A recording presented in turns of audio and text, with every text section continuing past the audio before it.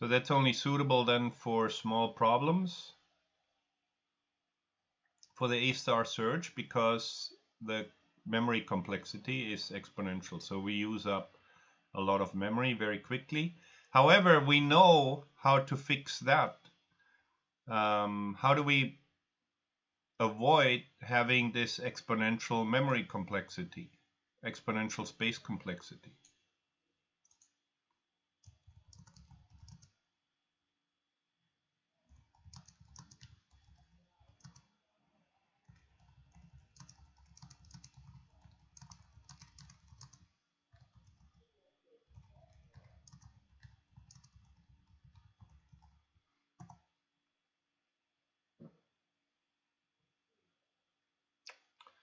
That's the same trick that we apply to breadth first search in order to make it manageable. Right? The practical implementation of breadth first search uses iterative deepening.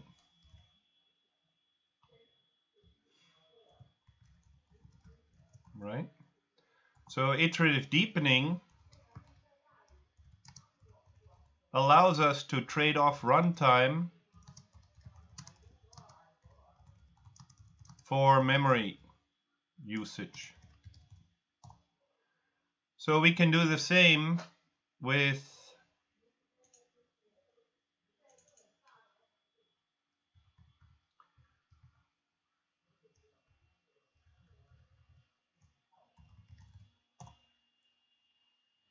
actually, let me try this. Maybe I can turn this on as well.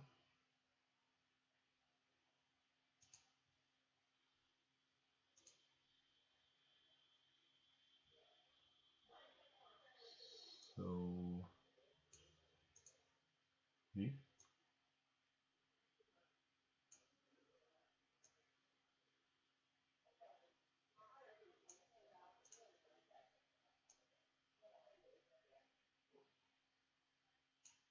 I can put the Discord window there too so that you can see what I type.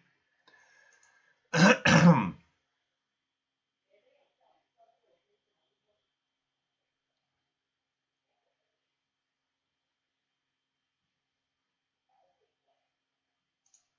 don't know why I have the link there.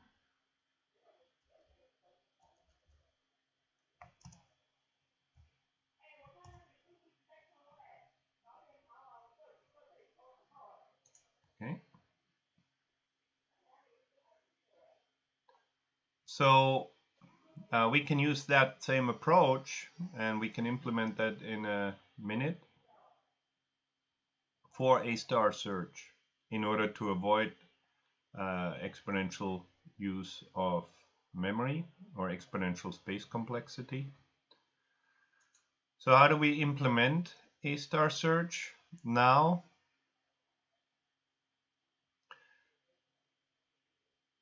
We need to have a state, and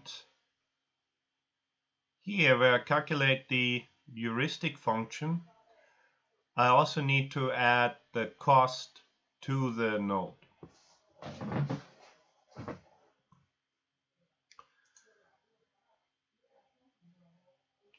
So that means for our state, what we push in an initial node and a current cost, 0, because we haven't moved yet. And then what we expand is here I now want to show the total cost.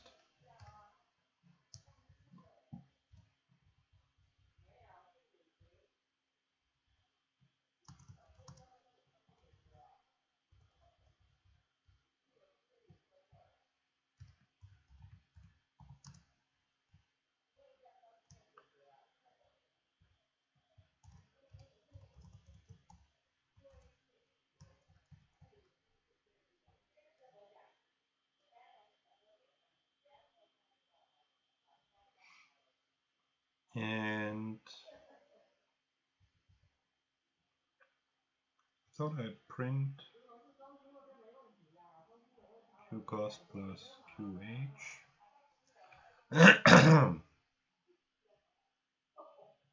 Okay, this is the index, state cost, history actions, we can pop those.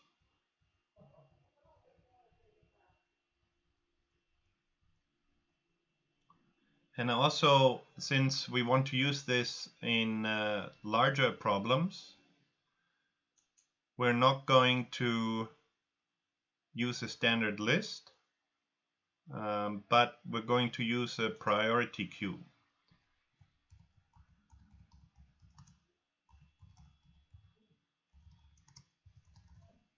Because this sorted list that I have, it is not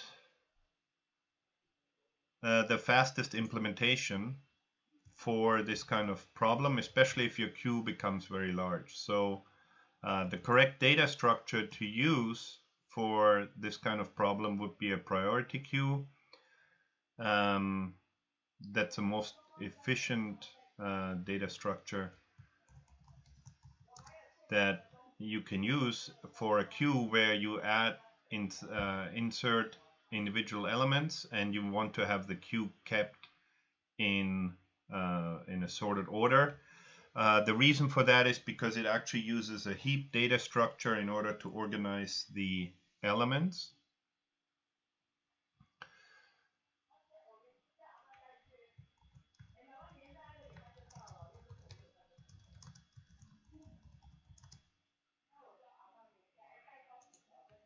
So here's a tutorial on how to use the priority queue.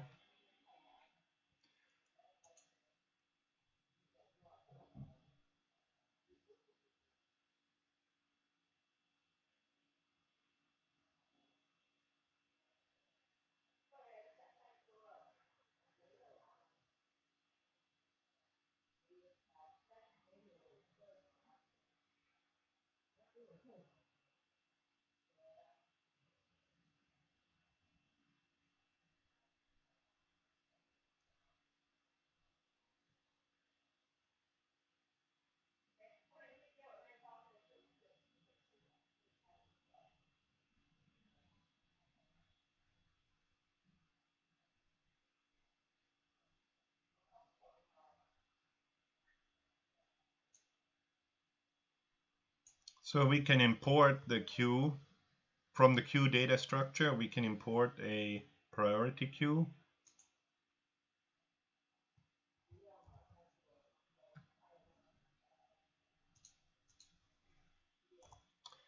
And then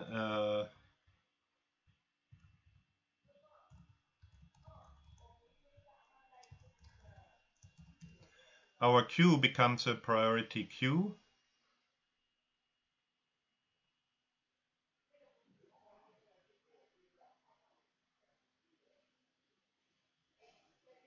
And then let's see what other changes we have to make to our code as we go through. The methods for priority queues are put and get. And now every time we put something, we don't just put the actual item, but also the cost that we associate with it.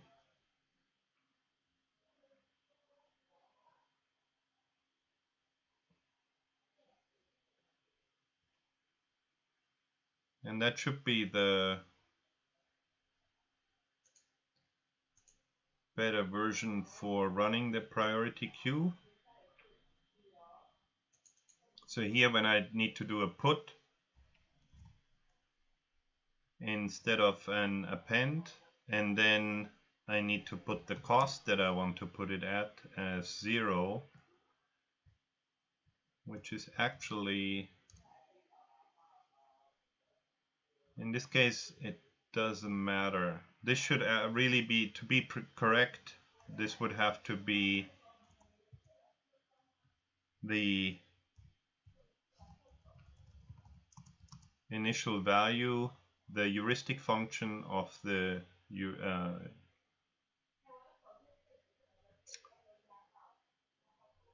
the heuristic function of the initial state. But since there's only one node, we're going to put it in. It's the only thing that it can remove from the queue afterwards. So technically, what this value is not really important, since it's only one element going in, so it can only pull that element out. But that would be h of initial, and then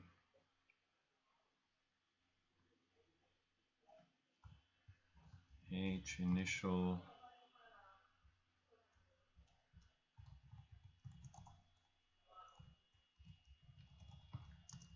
is 0, and then this is how I want to sort it in here. And we put it.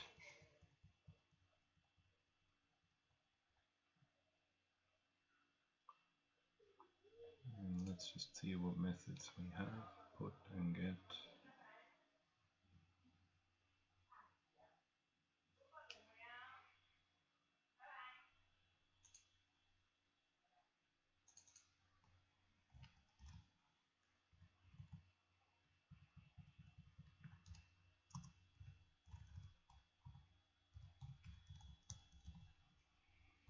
So my queue is not empty.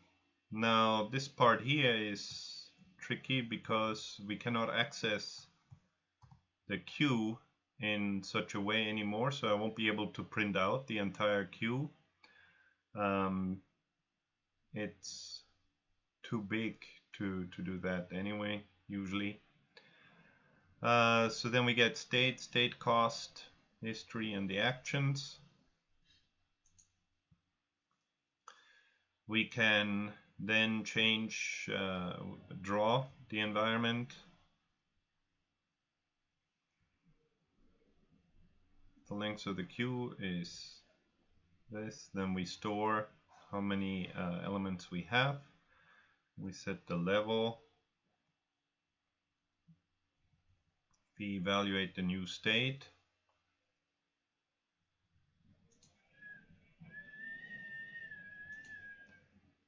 So here I also want to print the state cost now.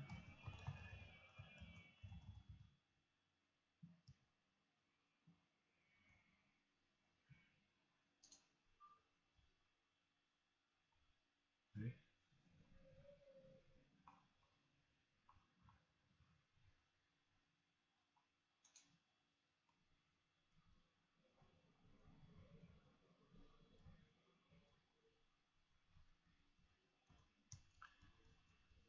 And now here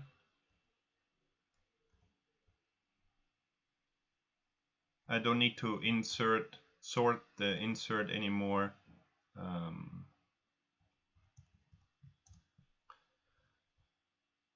Myself, I can say that if we have a function, hval is this,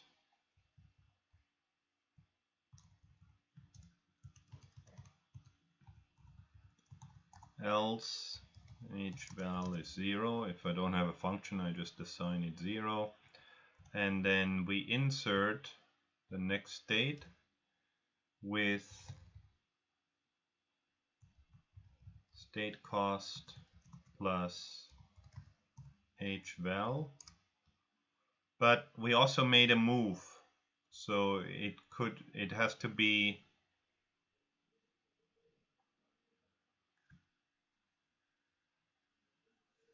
the cost of that action. Now that's a little bit tricky to. It will be easy now if we just want to add one per action. Then this would add a cost of 1 per level that we expand.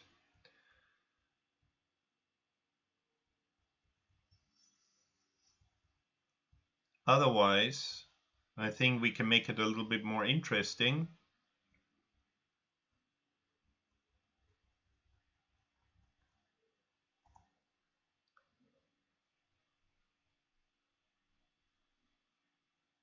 but there's no way to.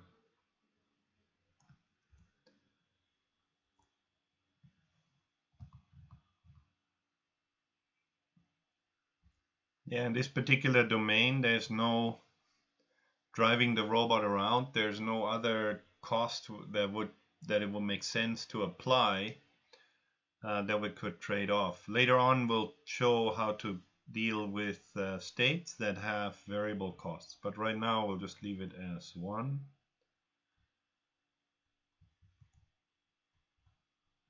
Get rid of the comments here.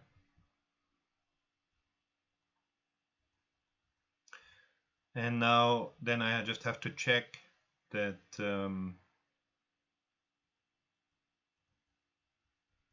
my queue is sorted correctly.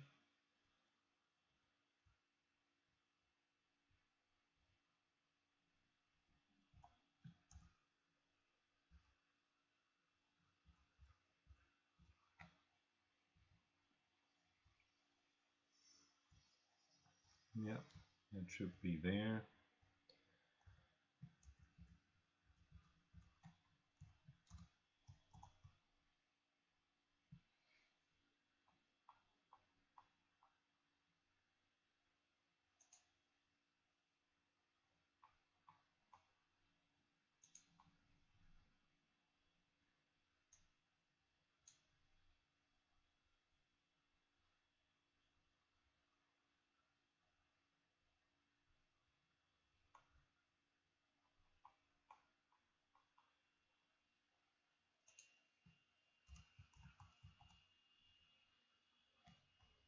Okay.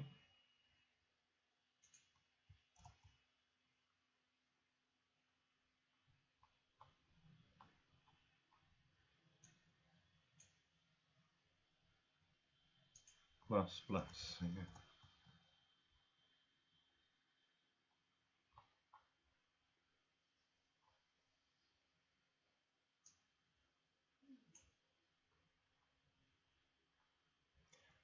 Have to change the name of our search function.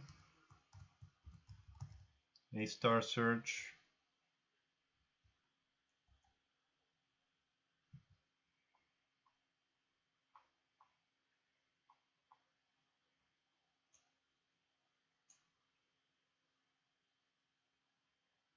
Not pop, but get. The method names are slightly different.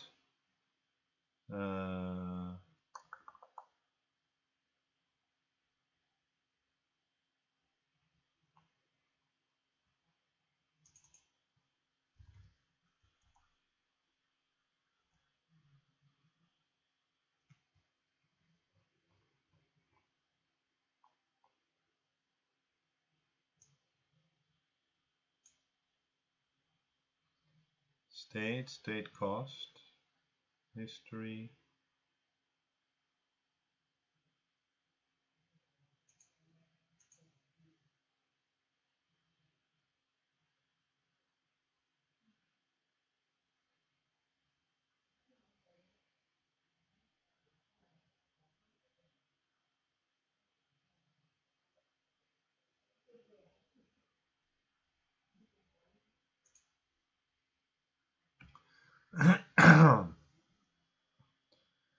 Non-iterable float object. Welcome.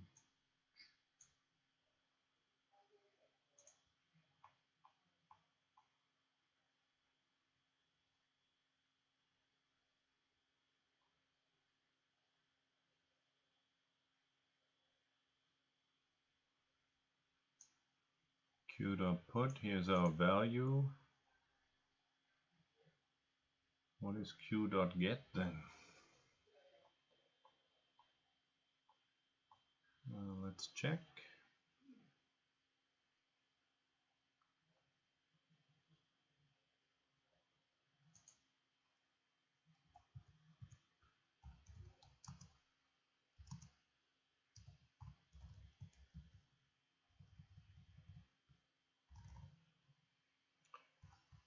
Q.get, then we want to pop that off.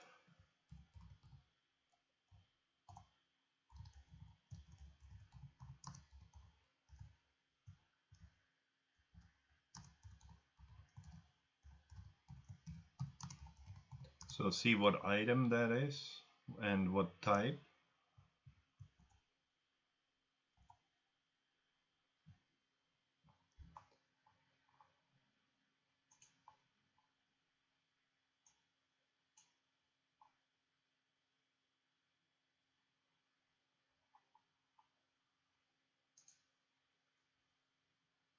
Four.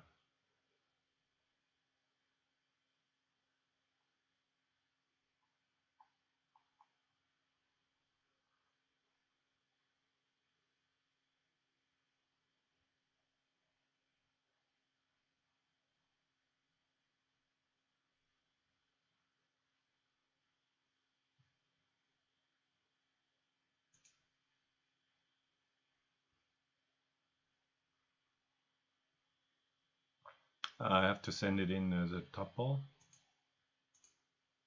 Okay. We can do that.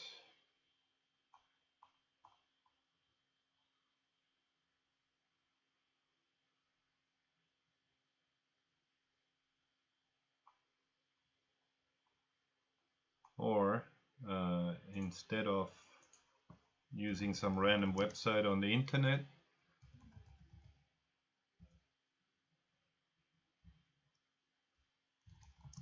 let's see what the help function has to say, because that one is actually also very convenient in Python. So here I can import the priority queue and then print out the help information that is available.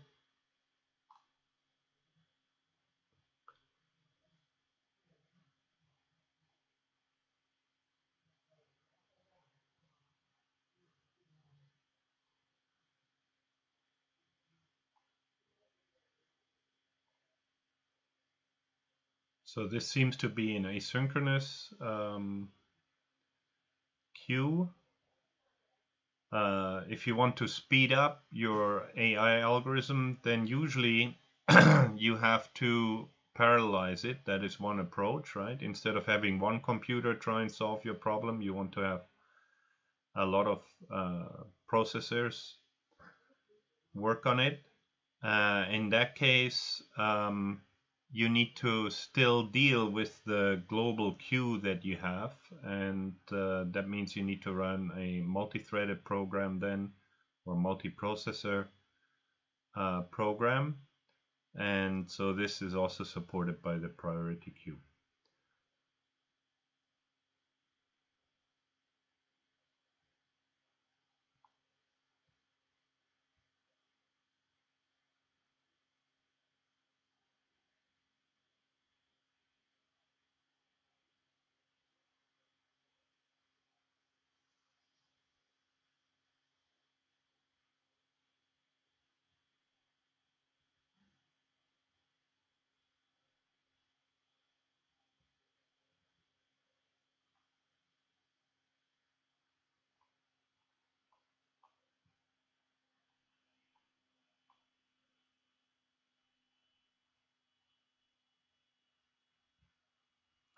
Priority order, lowest first.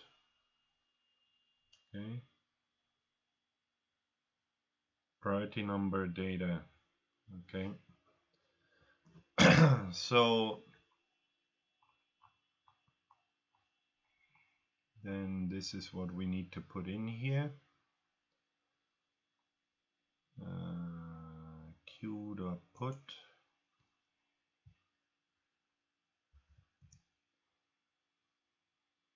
Zero plus h initial.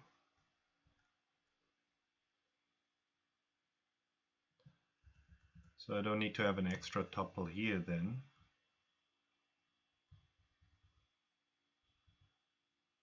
Okay. Item.get, and then this will be priority,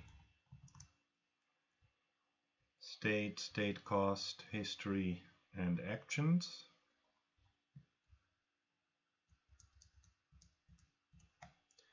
And then what I need to push into the new state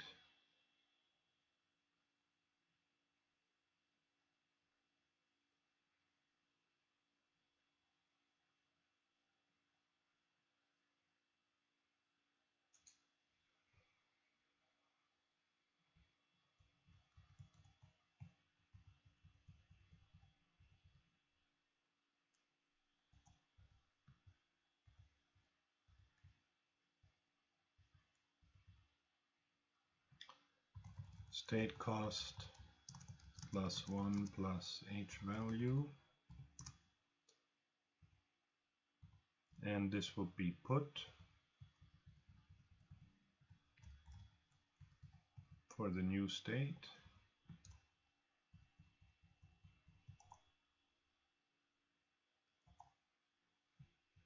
Oops.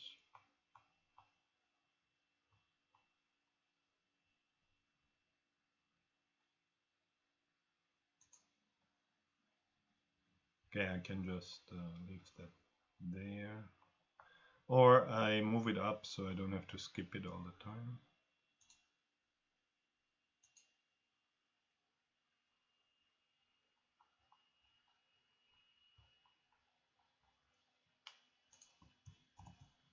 So here's our A* search box. Let's try it out.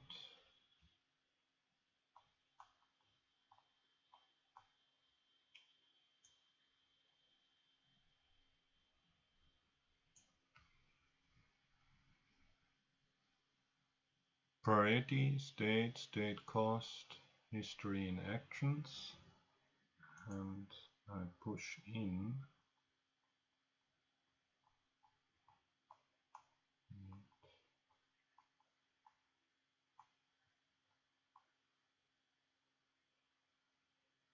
priority, state, state cost, history and actions. Priority, state, state cost, history and actions.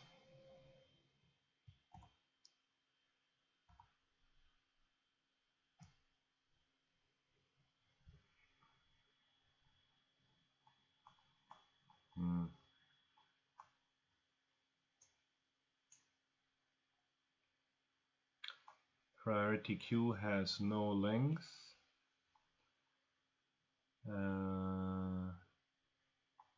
So what did it tell us? There's a queue size function which gives us the approximate size.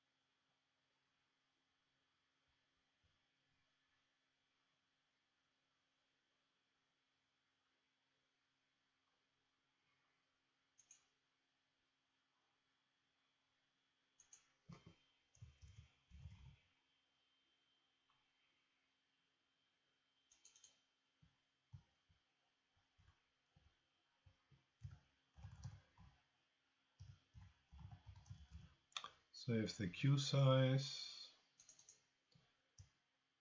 then we remember that.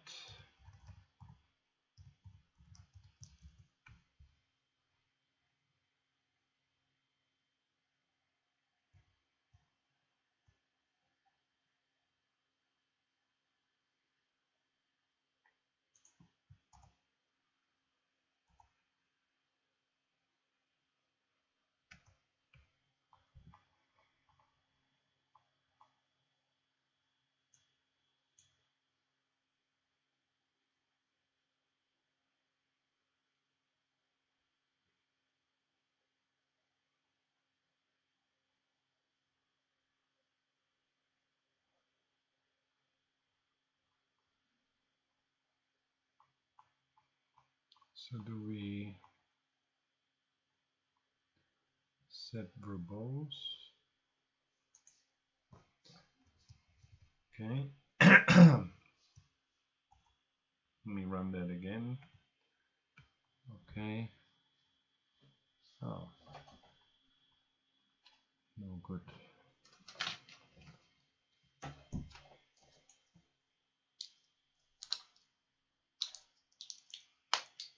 State code, no.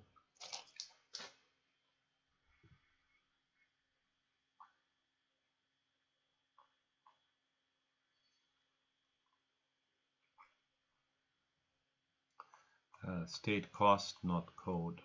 I typed it wrong.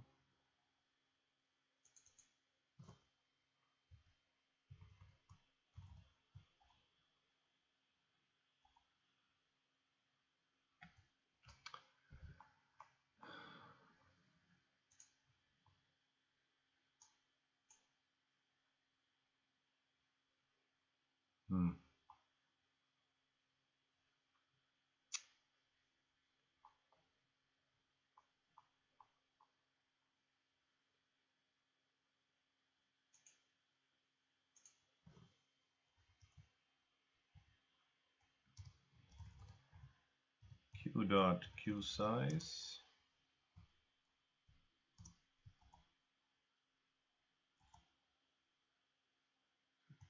Well, I thought at least I get through one iteration now.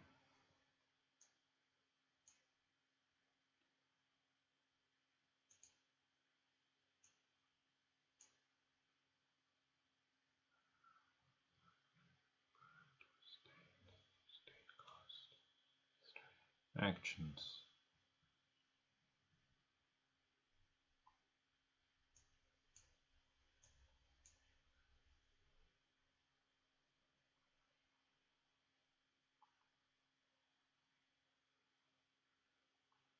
Okay, actually we did make it through one iteration now, so now it can only be a problem here when we push the new state. And that's because I'm missing the state cost plus 1.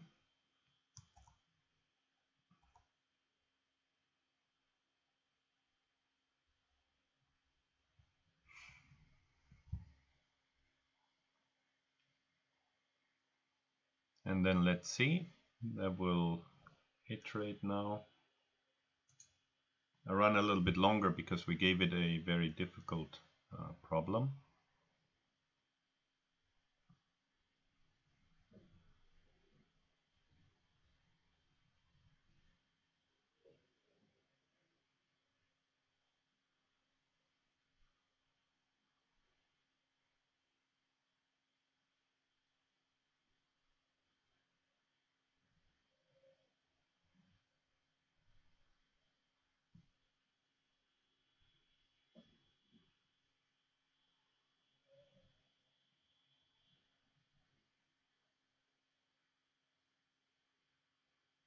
Now we found a solution, left, left, left, left, down, down, down, down, right, right, right, right. Now, in contrast to best first search, this is now the optimal solution, right?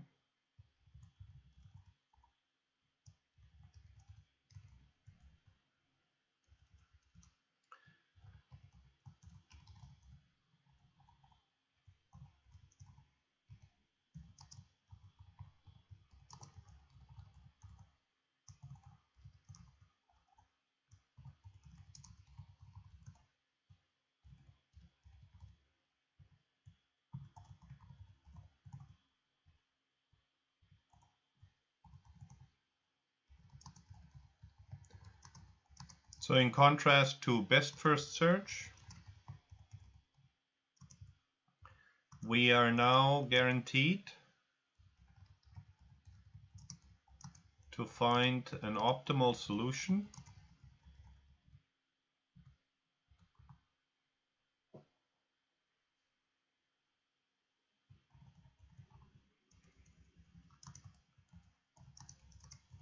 If we are using an admissible heuristic. If my heuristic is wrong, then if my heuristic is an overestimate, then that is not guaranteed. Then it's not clear if we will get the optimal solution or not. We may get lucky and get it, but also we may not. The space complexity of A star search is exponential, so that limits it to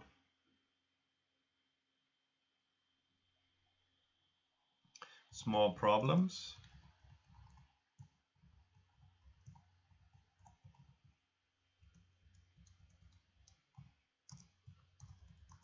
But we can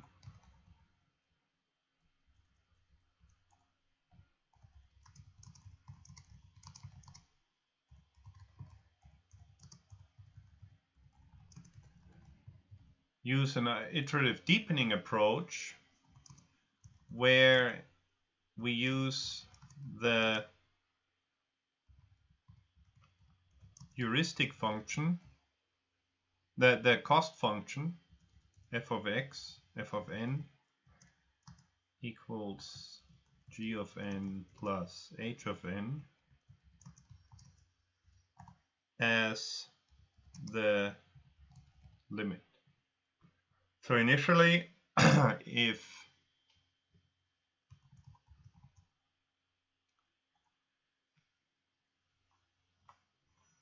and then we only have to deal with depth first search.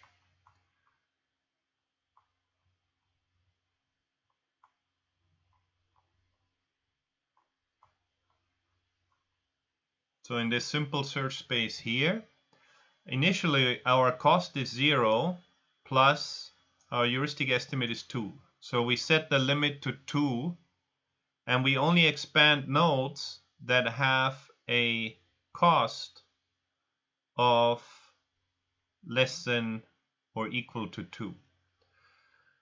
So with 2 I can expand n0, then I get n1, n2 and n3. n1 has a cost of 1 plus 0, so n1 I will expand. Then that generates children n4, n5, but and n4 now I will expand because it has a cost of 2 plus 0, so that's 2, which is less than or equal to our threshold. Then I expand n10, but n10 has a cost of 3, right? 1, 2, 3. So it's cut off at this point. Then we backtrack. This one has a cost of 2 plus 8 is 10, so it's cut. And we backtrack. N2 has a cost of 1 plus 5 is 6, which is cut. Backtrack. This one has a cost, N3 has a cost of 1 plus 1, which is 2, so it'll be expanded. Then we get a cost of, actually, yeah, I guess we're lucky in this case. We expand N8. N8 has a cost of 2 plus 2 is 4, so that will be cut. N9 has a cost of 2 plus 0, so that will be expanded, and then we found the solution. So let's say N9 is not a solution. Then we will have used a limit of 2 and we didn't find a solution. So now in the iterative step, we increase our limit. So with that limit, now we need to remember what was the largest value that we had, the smallest value that we had above our cutoff limit. Our limit was 2, and here we have a 3. So the new limit will be 3. So then we do the same search, but now our limit is 3. So this is good, this is good. Now I have 3 plus heuristic value of 0. So it'll be expanded, and then we find the solution. So instead of going level by level, like in converting iterative deepening, like in using iterative deepening depth first search to simulate the effects of breadth first search, we go through various levels of the heuristic function, where the initial limit is given by the limit of the root node, and every limit after that is the minimum of the nodes, the minimum cost, of the nodes that have not been explored yet.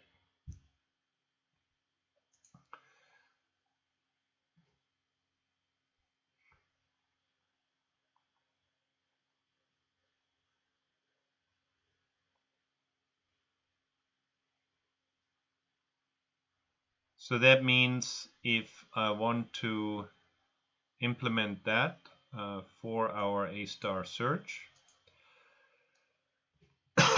then I have to keep the minimum cut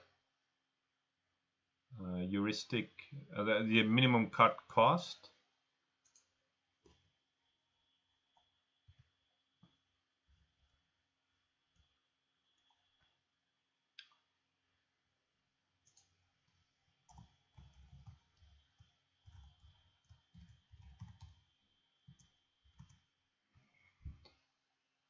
And that would be none for now. And here now I don't have a depth limit anymore, but it would be a cost limit. And I have the minimum cut cost. So now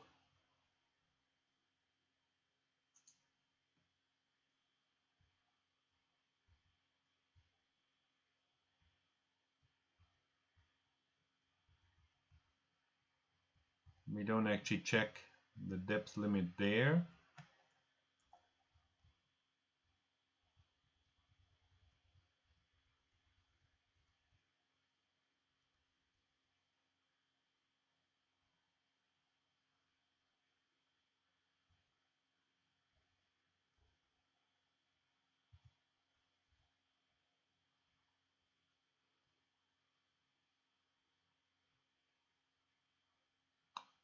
Because now I calculate the new state.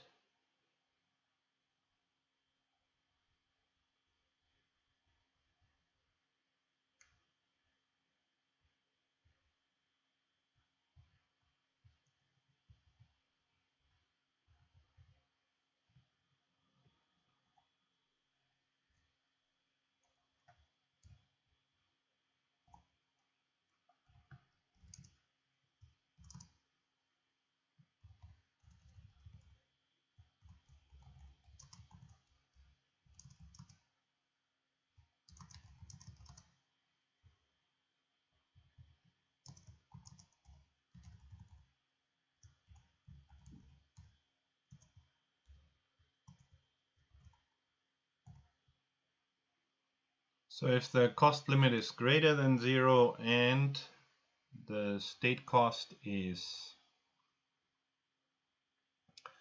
the cost of that node is greater than the cost limit.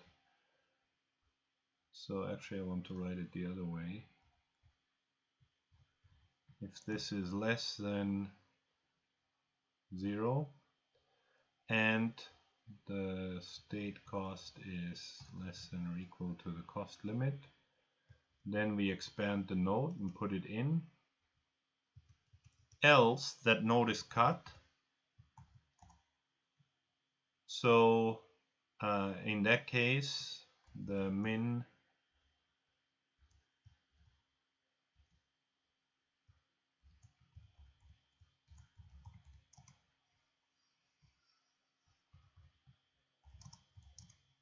if min cut cost is none or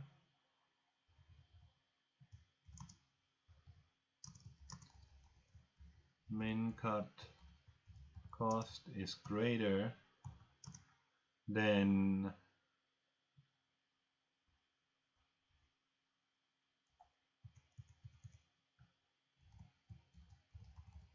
new state cost is this.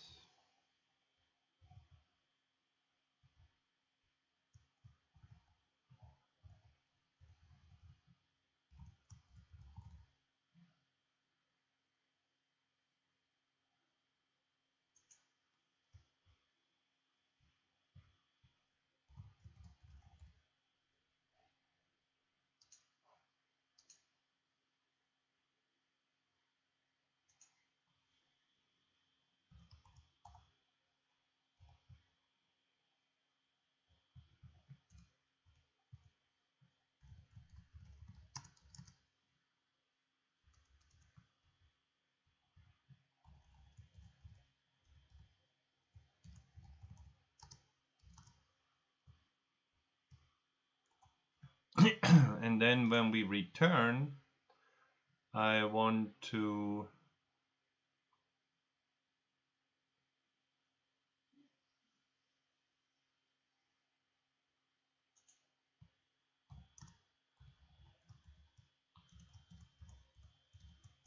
also return the min cut cost, and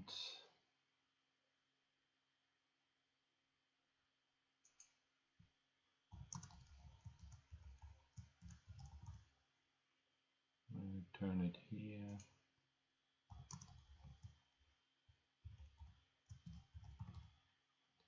And here.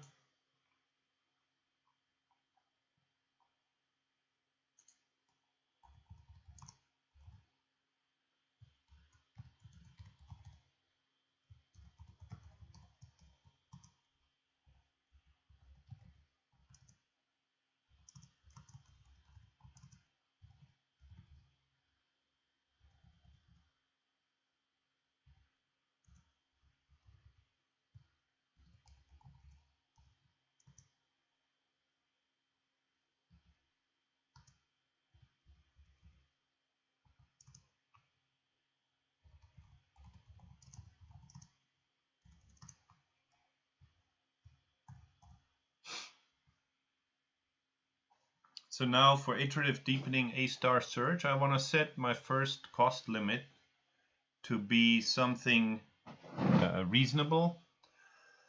So if I have H, then that would be, since I'm talking about the initial state, so that would be H of initial, else equal to 0. And then I have to call my search with A-star search.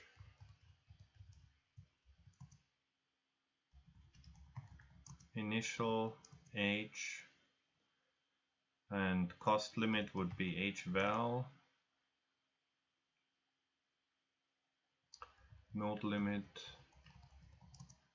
verbose and AX.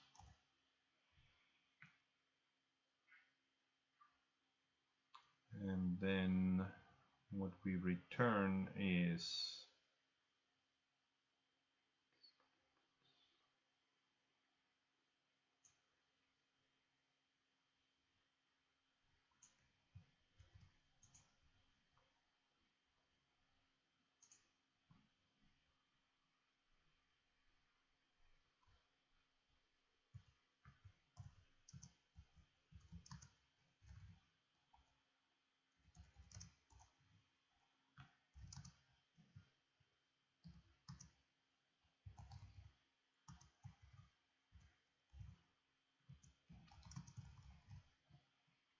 so if we found a solution, then we return.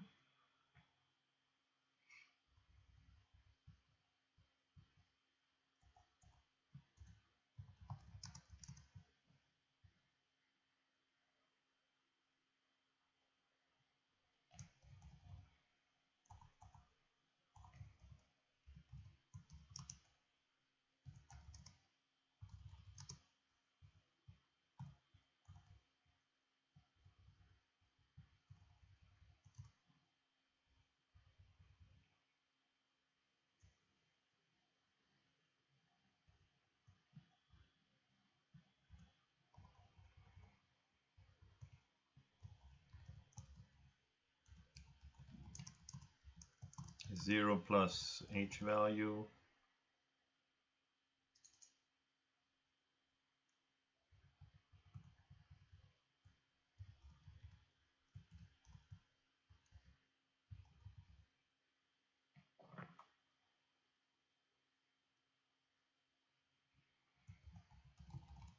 Current cost limit.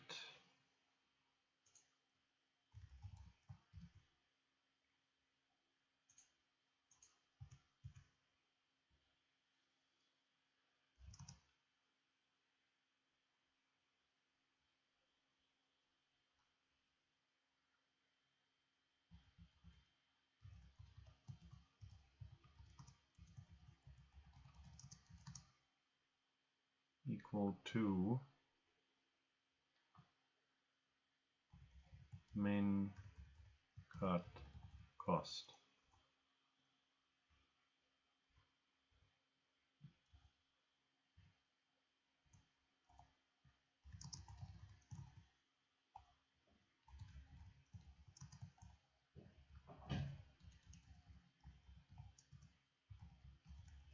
Found the solution.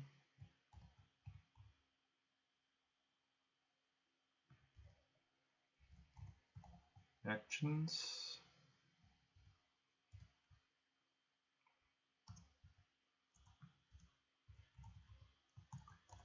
Else print failed to find solution. Setting cost limit to min cut cost.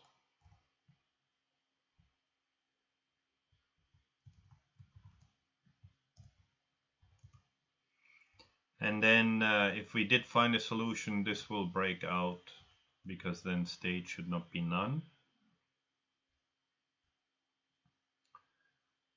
And that should do it as far as iterative deepening is concerned. So now we repeatedly call A* search with different cost limits. Initially, it's just the zero cost plus the heuristic value for our root node, and then we keep track during the search what's the minimum cost of the node that we cut, and then I increase the size of the node. Now I only need to use a linear amount of memory when I execute my A* search. So I don't need to worry about running out of or requiring terabytes and terabytes of data.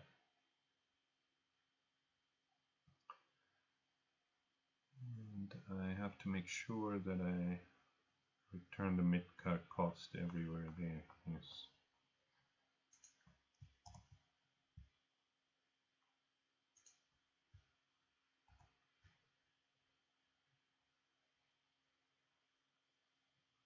Actually, I don't run that again, but okay.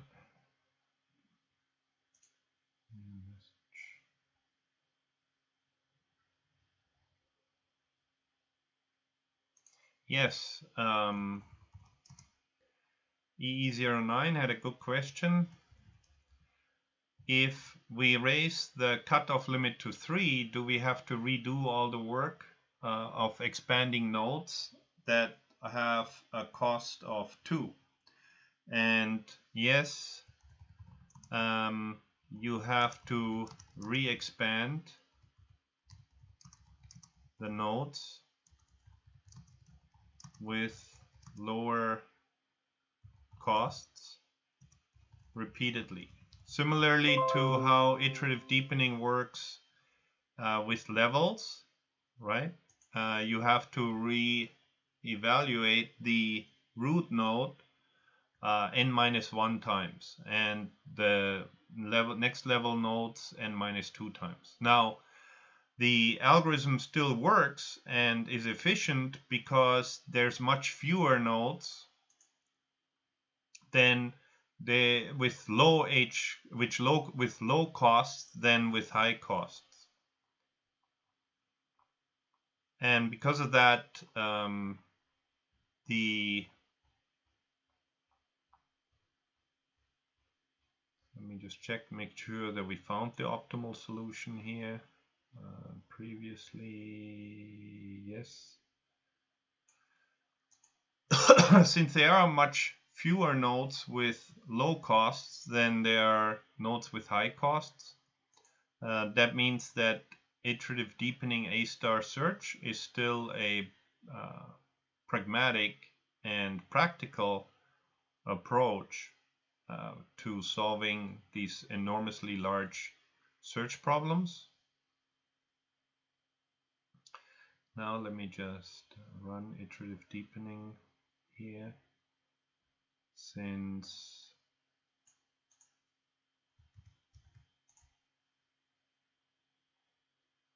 we implemented it.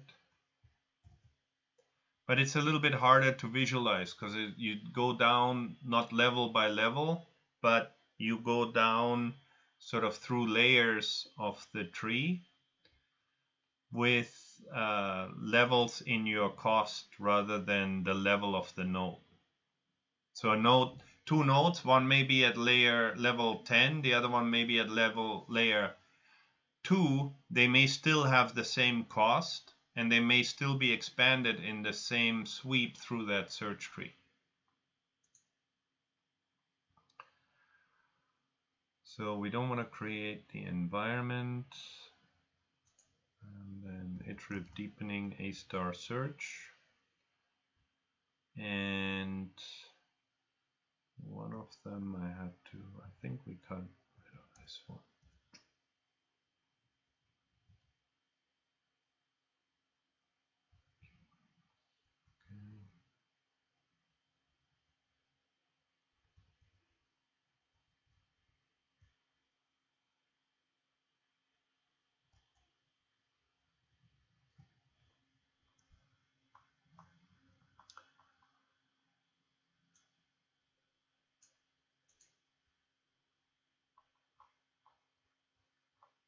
I thought I called it that.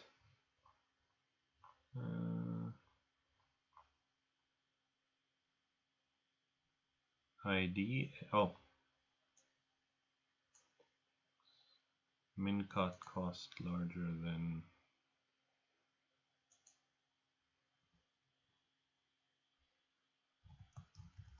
NS cost.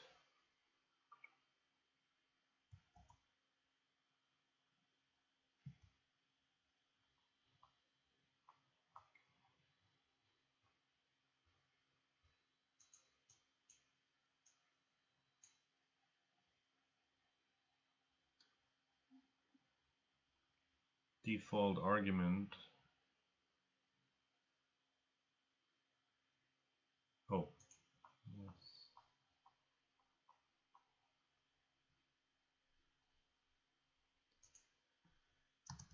Verbose equals false, AX equals none.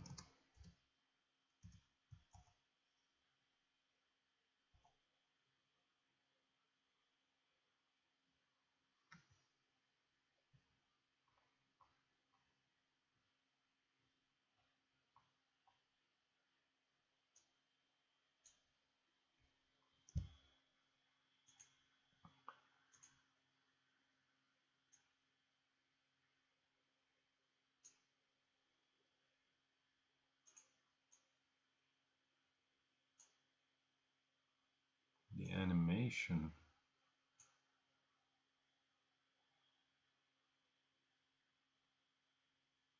Oh, max queue length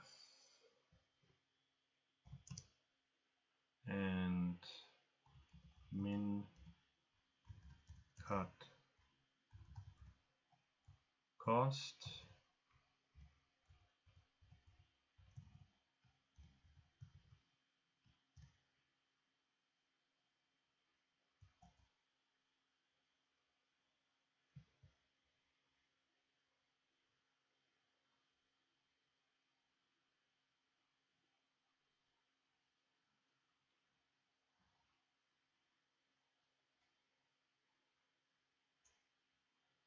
Now we cut it off too early.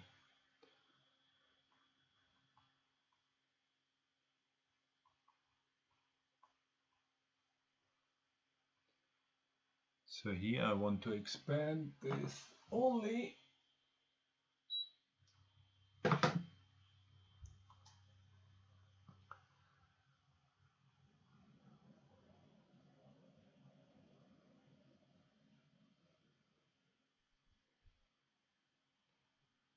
if cost limit or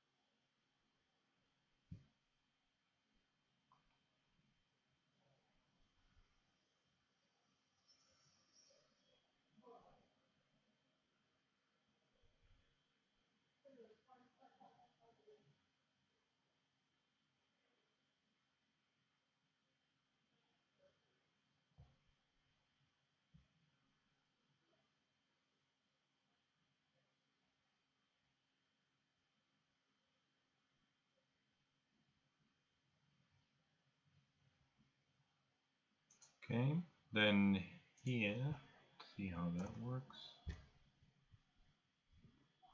Not well.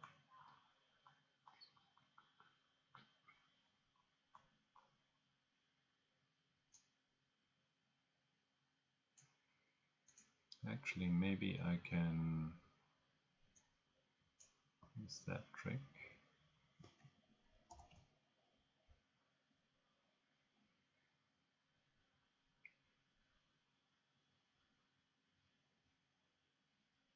Too many values to unpack. 1, 2, 3, 4, 5, 6.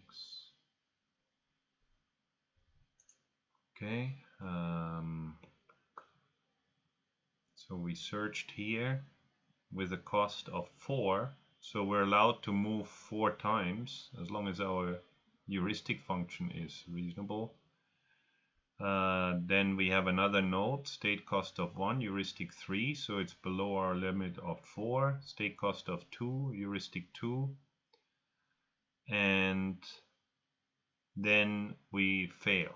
At this point, I would have to move there, so my cost would be too high, and all the other ones would lead to a cost that are too high as well. So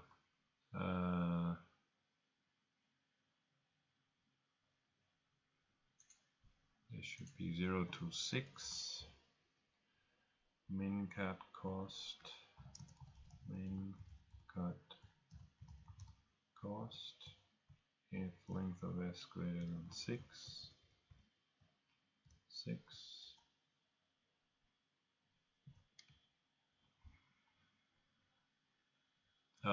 And that will be in the iterative deepening A star search routine, which is now 2 up.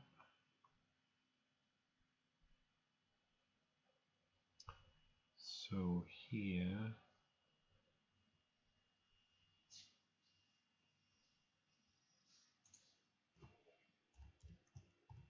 zero to 6.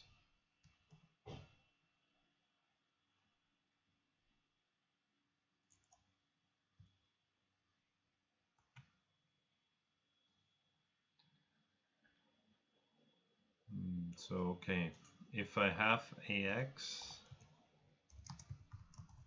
then I also have to keep track of the animation.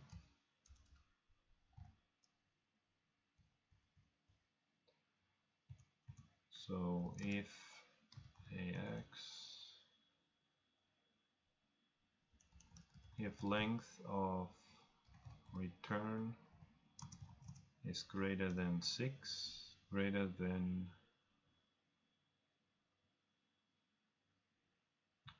6, frames.extend return 6.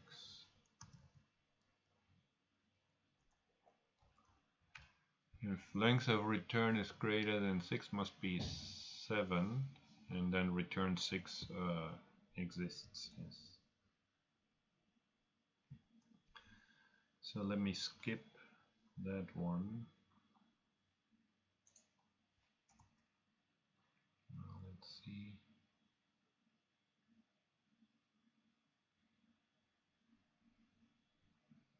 Now it prints a lot, yes.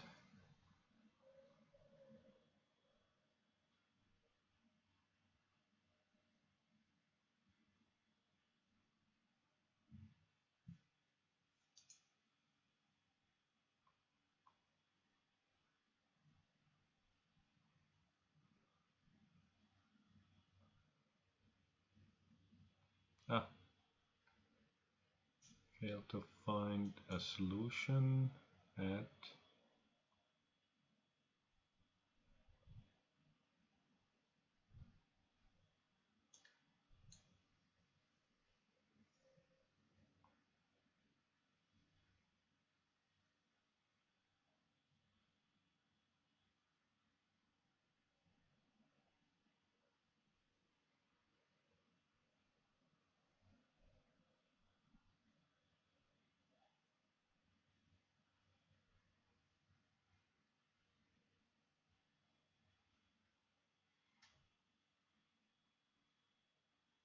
So you can see the robot trying to move around. Cost limit. I just want to see what the cost limit is currently.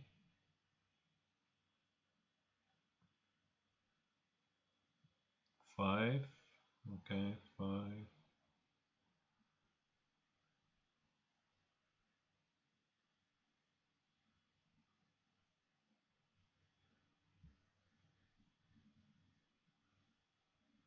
No, I don't think that works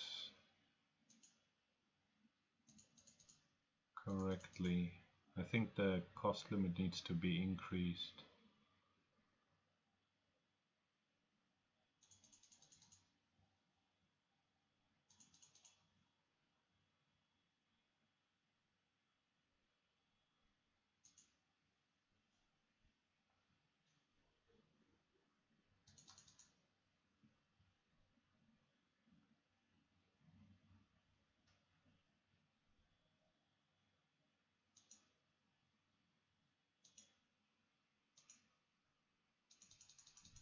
No, just interrupt.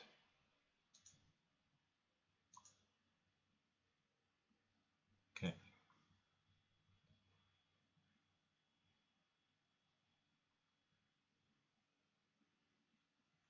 It sets it to the same cost limit over and over again. Saw that value before. 5, 1, 2.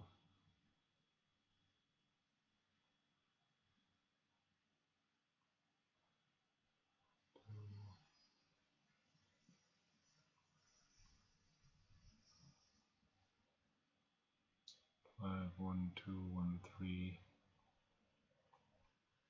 So let's see what happens to the cost limit as we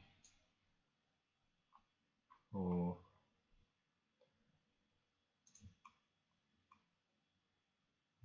up.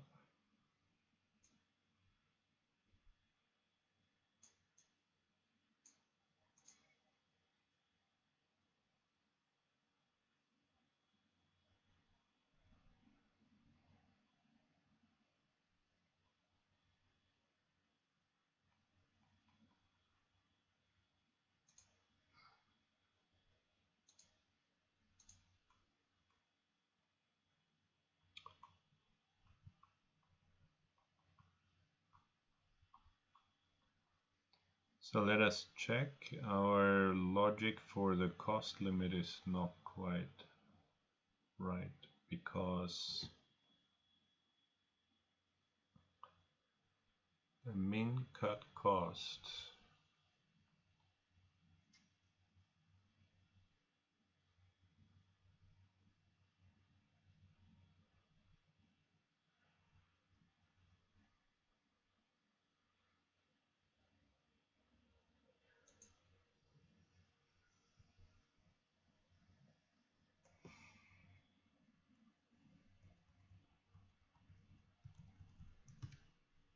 this needs to move in there, I think. Because only if we cut that node, I want to remember what the minimum cost is, and the node is cut here.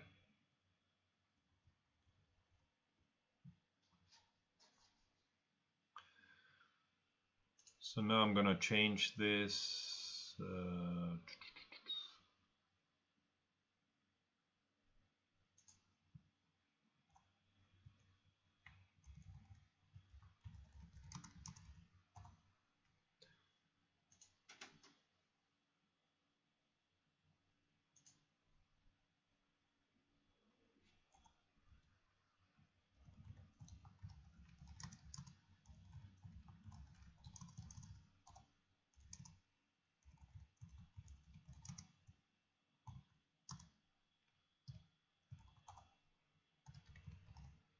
I just want to return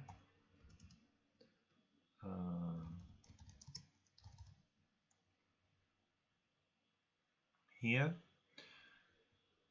and I'm only going to allow 4 increments now so that it's easier to trace.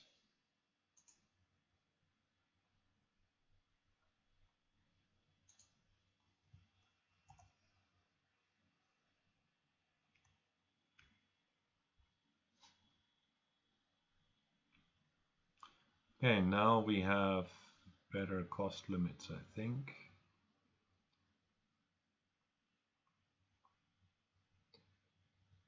Cost limit 6.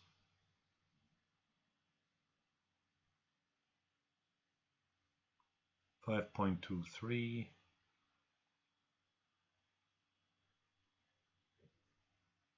But it increases it more than 3 times. How come?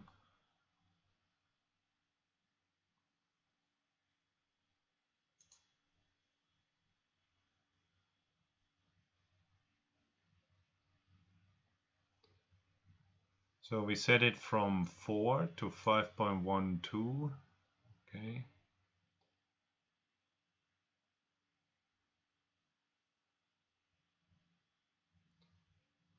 Then we set it to 5.16.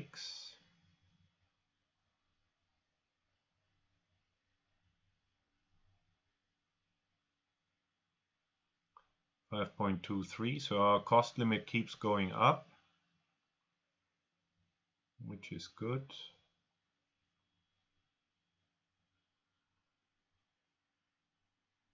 6.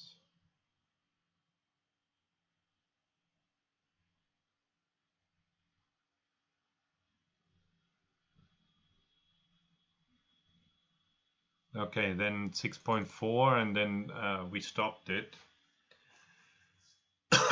because I set my depth limit here, my increment count limit, just to make sure it doesn't keep going forever.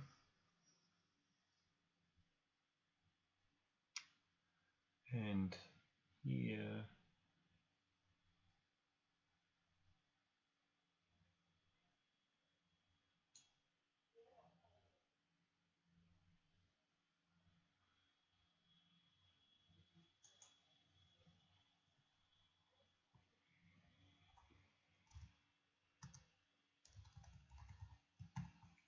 verbose greater than 0,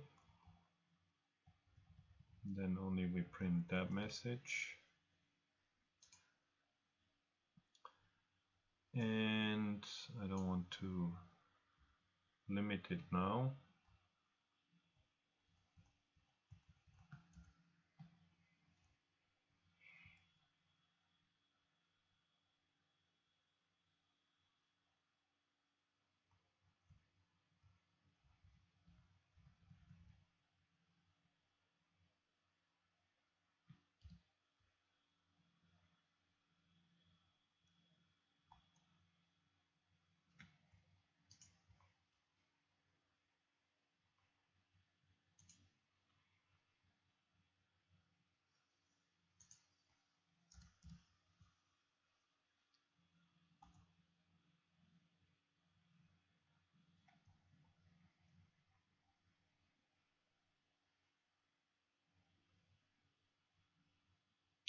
So now you can see how it's trying to search and then failing and picking up a new cost limit.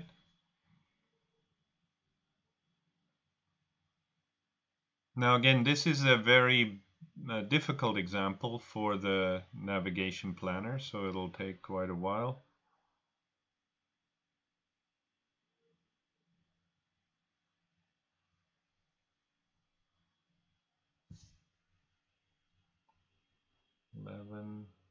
The total number of moves: 1, 2, 3, 4, 5, 6, 7, 8, 12.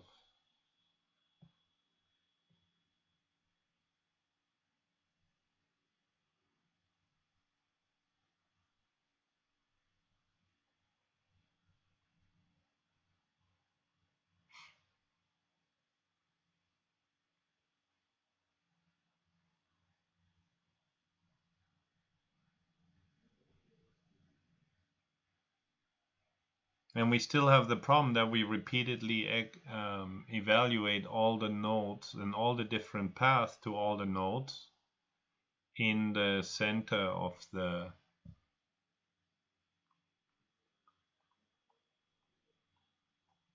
center here. So our maximum cost is actually more than the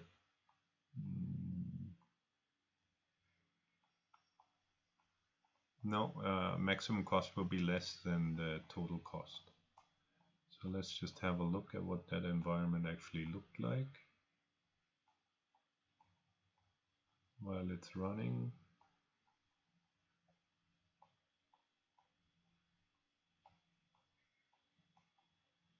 I thought I printed it here somewhere. Here.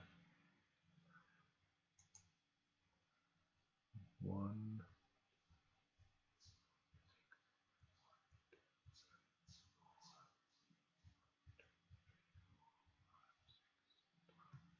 $16.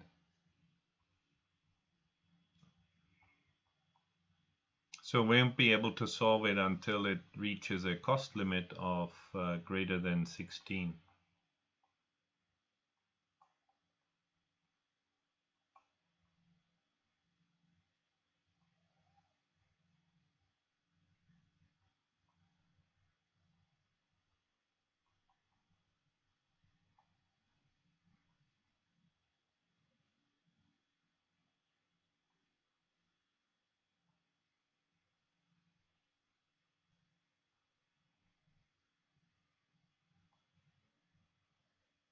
Okay, now we found a solution. Oh, but I didn't. Yeah. Left, left, left, left, down, down, down, down, down, right, right, right, right, right, right. 331 number of nodes. Maximum queue length 69.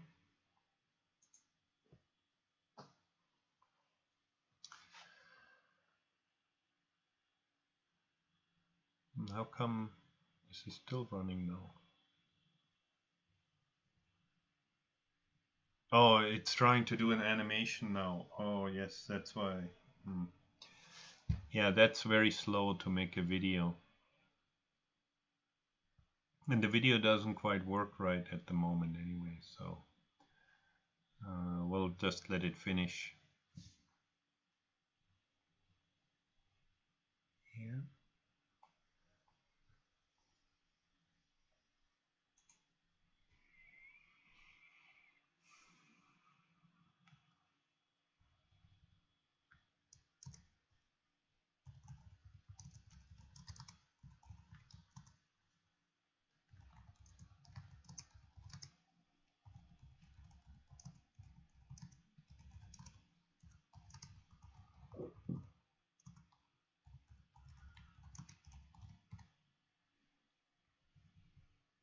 So we have to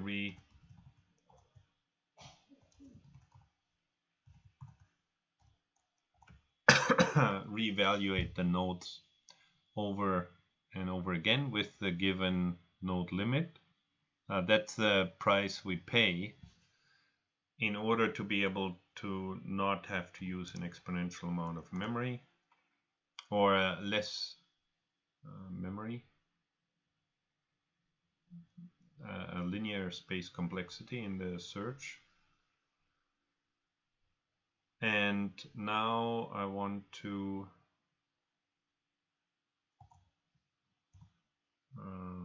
what else did I want to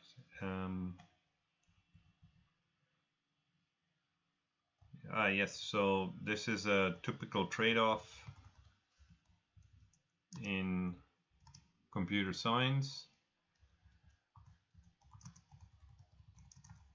between runtime and memory usage. Usually if you increase the amount of memory that your program has available, then it runs faster. If you reduce the amount of memory that you make available to the program, then you need to pay with a higher runtime. However, runtime is sort of more fungible than memory. If you start allocating nodes at 1,000 nodes per second, you'll run out of nodes extremely quickly. You run out of memory extremely quickly. Your algorithm, though, if your branching factor is high enough, in the sense of the branching with your heuristic value, where you get more and more nodes, in that case, you can you only pay an extra 10% of the runtime on average, or the rule of thumb, sort of about 10 to 20% for running an iterative deepening version. So that means your algorithm, instead of running for 4 weeks, it may run for 4.5 weeks, but you won't be using terabytes and terabytes of data, which will greatly, which will make it even possible to run this large computation.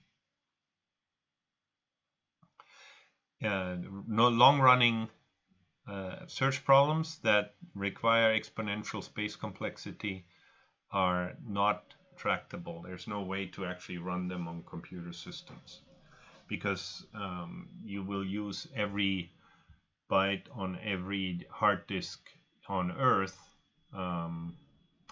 very quickly if you really start allocating big amounts of data. So the iterative deepening versions are algorithms that allow us to overcome that limit imposed by memory, but we do have to pay extra runtime. But in most cases, for most search problems, that overhead is manageable, 10% or something like that.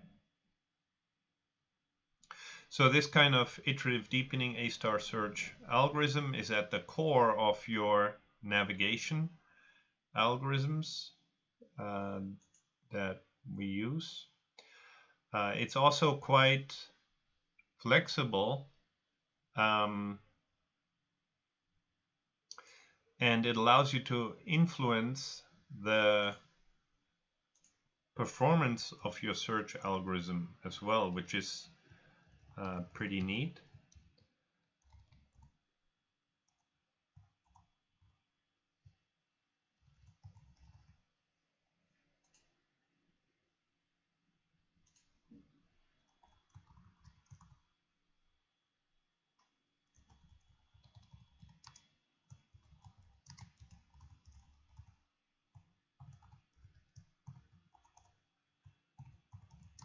With this simple robot, there's really not much we can do with the costs.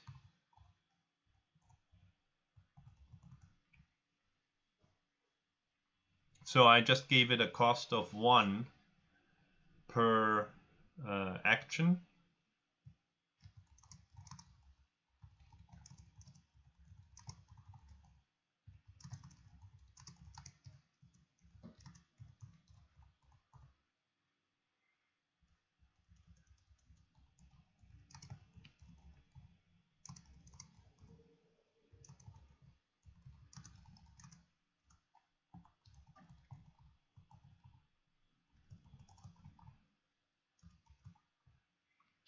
But we can have more complex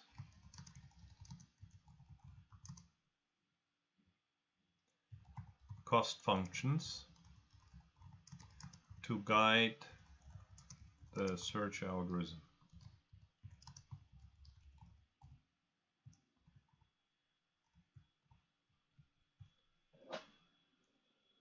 So let us copy this.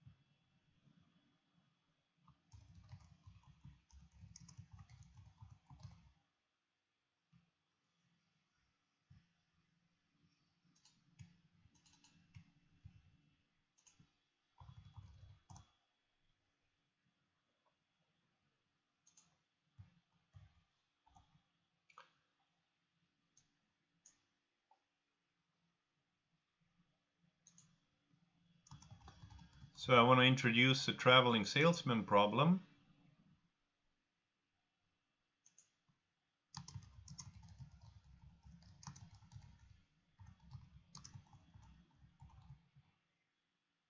But also make some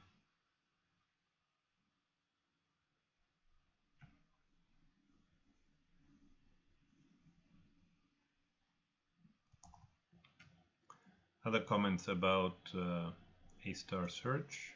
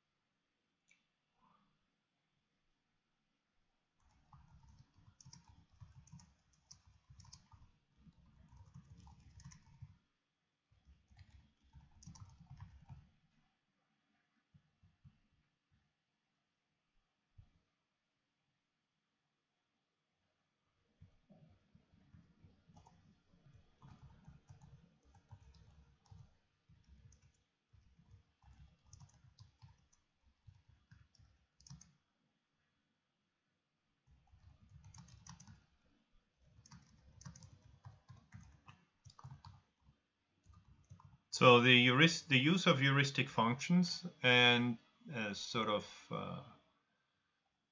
either distance to the goal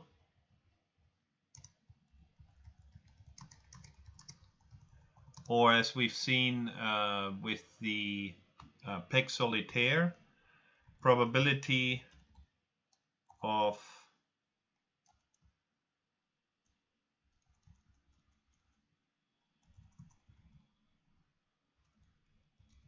finding a solution, is a very powerful model for guiding the search.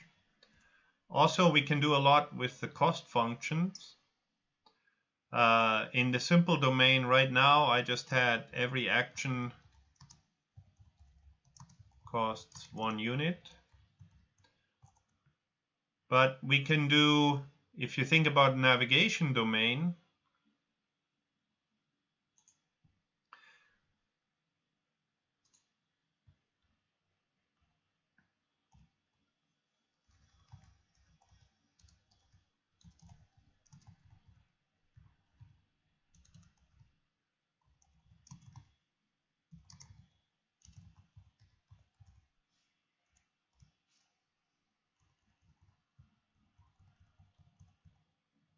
then what would you use as a cost for the action?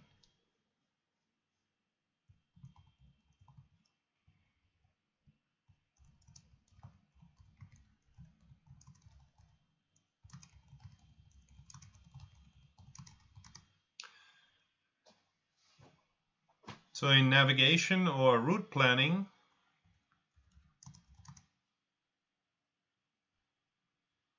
the intuitive or the intuitive cost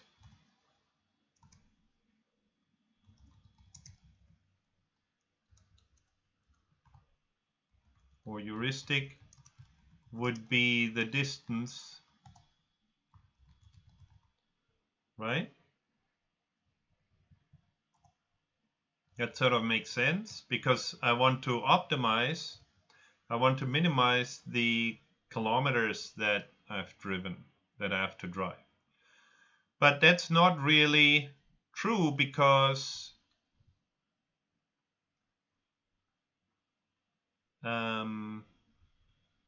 if we look at the Google Maps,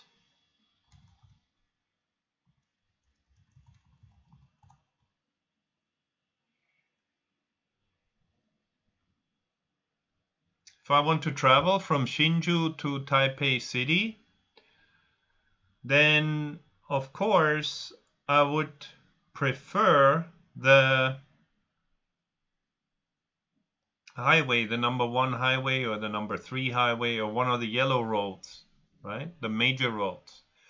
Even though there may be here, if I follow the little white road, I may end up with a shorter distance. It will be slower because it will be traveling through cities on secondary roads, so I cannot drive so fast. So we can add that knowledge into our heuristic function, and we can use that to guide our search.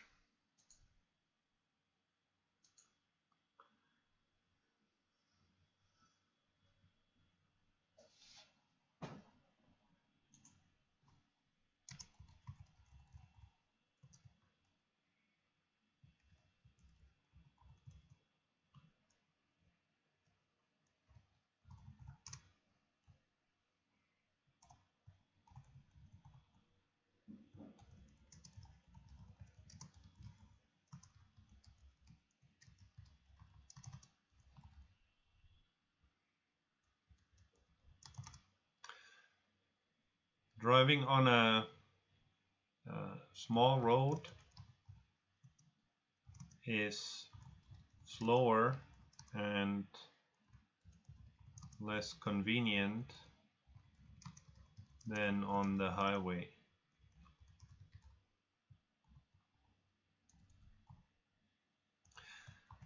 So I may have I can weigh that effect, or I can include that effect in my cost. So for example, I could say 1 kilometer on the freeway, on the highway, is counted the same as 0.3 kilometers in the city.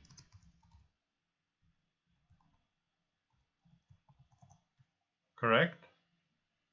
Now I just calculate a different cost, and my iterative deepening A-star search algorithm will then be able to optimize for that new cost function that I set up.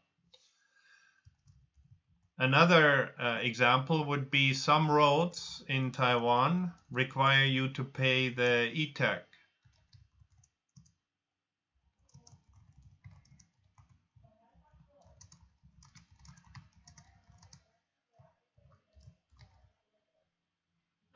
So it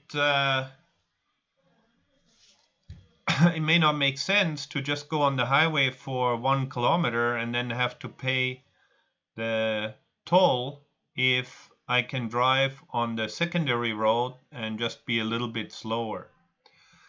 So your cost function may be some function that weighs these things differently. So weight 1 times the kilometer traveled plus weight 2 times the speed of the road or the size of the road plus W3 times the toll that you have to pay on the road to use that road. Something like that.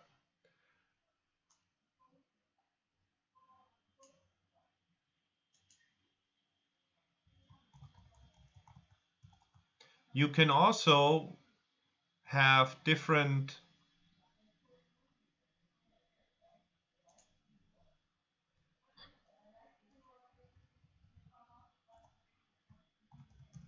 costs associated with different actions. So different actions may have different costs. Now, if you're in a busy city, if you drive in New York or someplace like that, actually making a left-hand turn, or a Taipei, left-hand turn takes more time than a right-hand turn.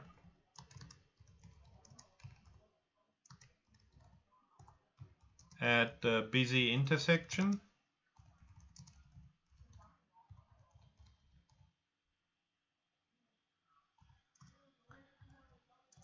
So it may be, so UPS, for example, in the US, the parcel service in the US, they use route planning software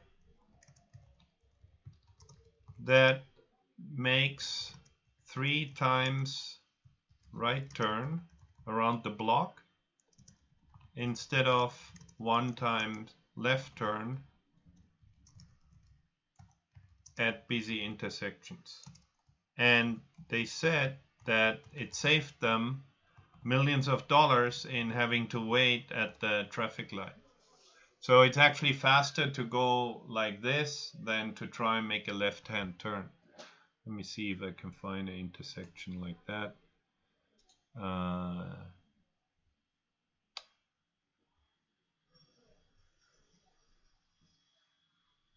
don't. Or here,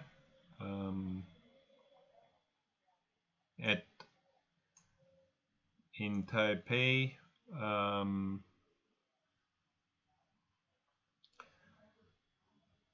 I don't drive, so I don't really know what the busy intersections are, but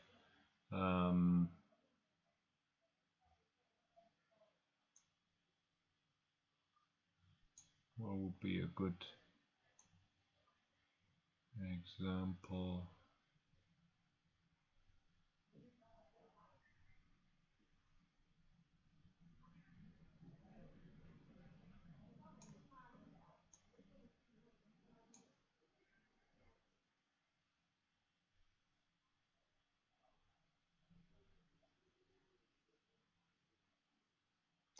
So here, if you want to make a left-hand turn, if you come on this road and you want to make a left-hand turn, then UPS actually has their trucks drive up here and make a right-hand turn and make another right-hand turn and then go through. Because usually there's a lot more congestion turning left and a big sort of big traffic jam trying to turn left. Whereas if you keep going straight and then make a left-hand turn, make 3 right-hand turns, you end up going in the same direction with less hassle. So we can include that in our heuristic function as well, because I can assign different costs to our actions. It's not just the heuristic function in this case, it's the whole cost function, because different actions have different costs. That way I can guide the behavior of the search algorithm, and I can make I can weigh it so that, for example, it will allow 3 right-hand turns if that adds an extra 300 meters to the route, but it won't do 3 right-hand turns if there is no good way to do that. So to do it here, if you come down this road and you want to turn left, then you have to make a very big loop, right? And then the cost and the extra kilometers would balance off, and then it would say, okay, here it's better to make a left-hand turn.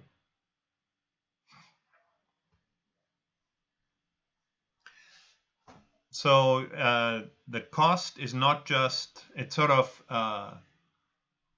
philosophical cost, workload, could be anything that you want to include in evaluating the quality of the solution, basically, not just the kilometers traveled in a route planning domain. So it's very flexible as long as you can somehow boil it down to a single floating point number. You will be able to use that knowledge in your A-star search algorithm. So now let's have a look at, I don't want to go there, switch, it's still running.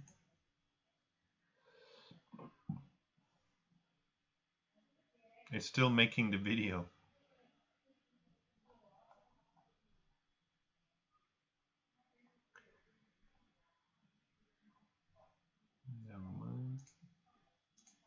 So now let's have a look at a different type of problem domain, which is very famous. It's called the traveling salesman problem, and I will present you the problem.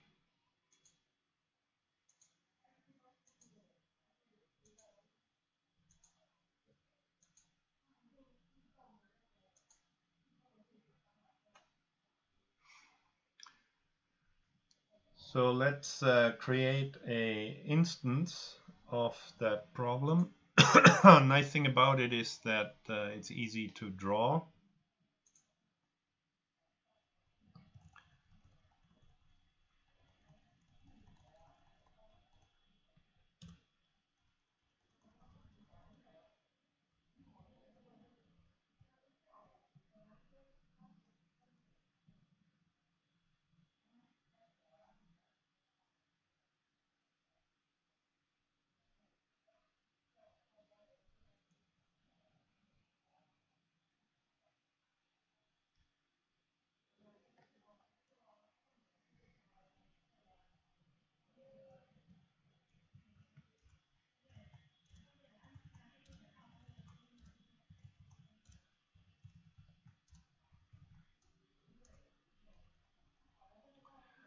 Just generate this, and then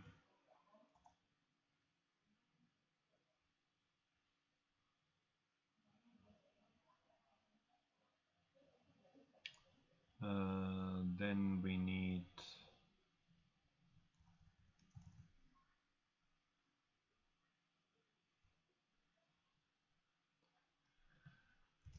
for in range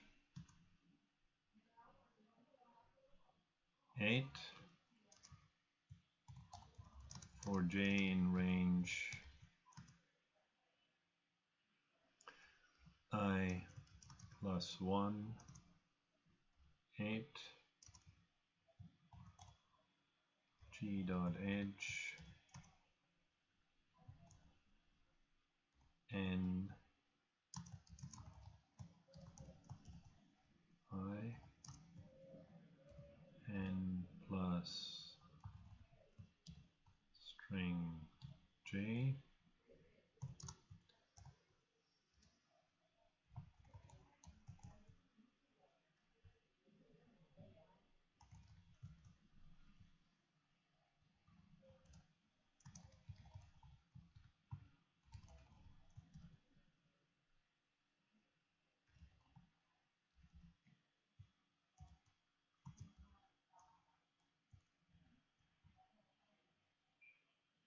string edge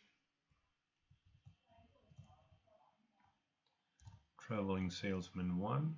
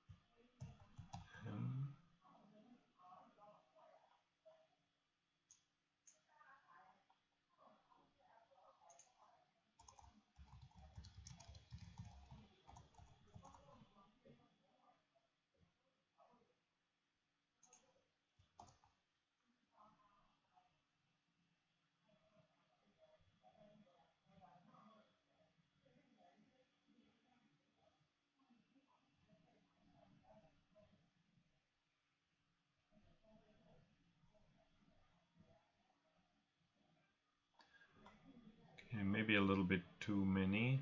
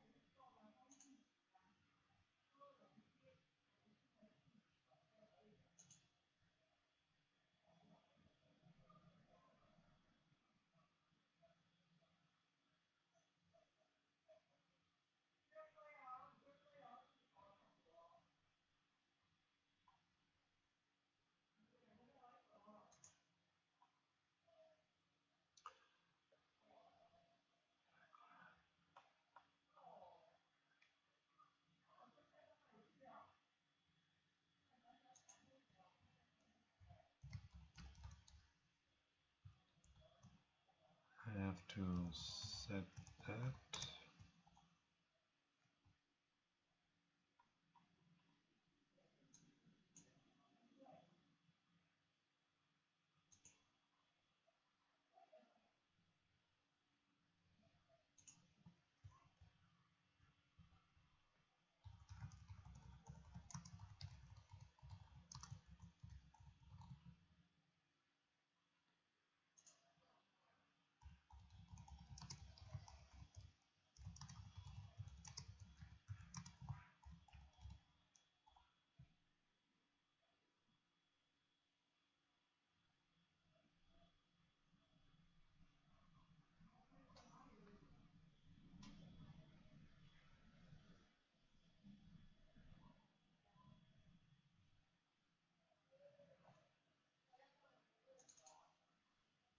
Circle maybe.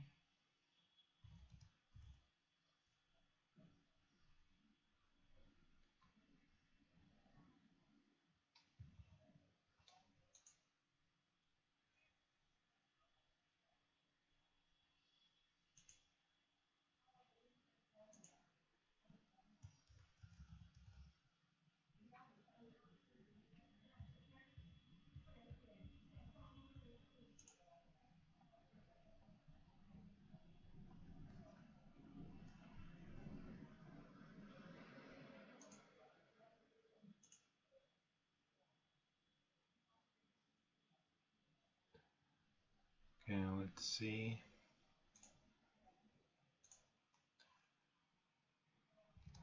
From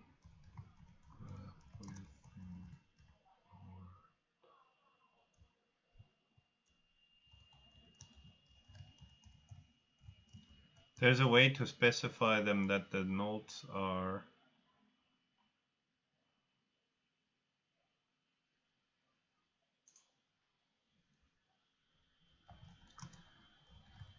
aligned in a circle.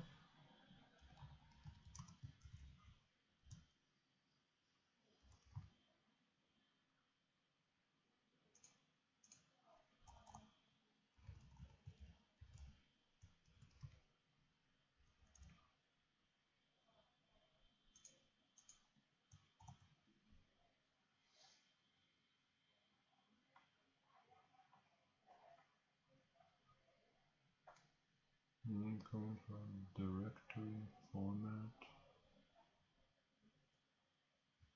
or engine maybe.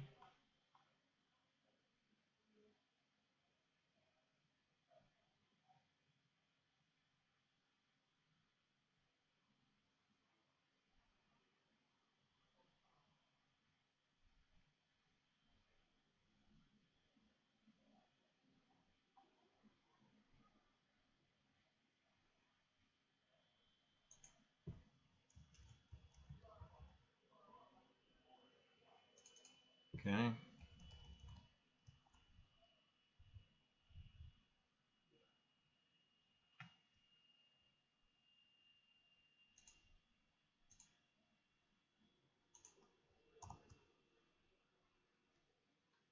Okay, so that looks a lot better now.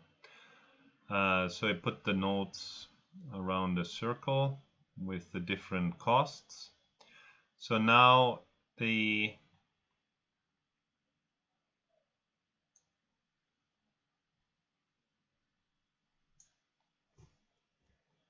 traveling salesman problem is but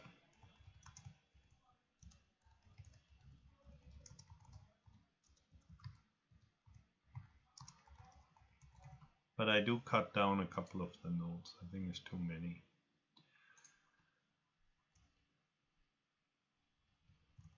Let's just do 4 cities.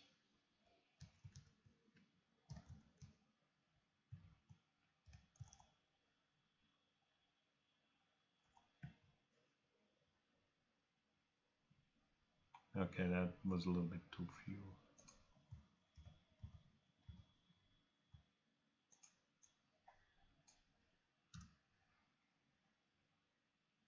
Let's take 6.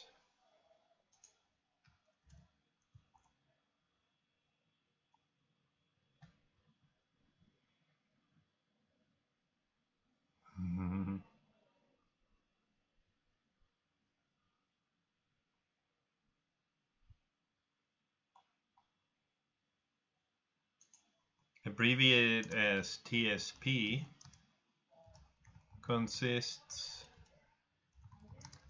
of a set of nodes which correspond cities that are fully connected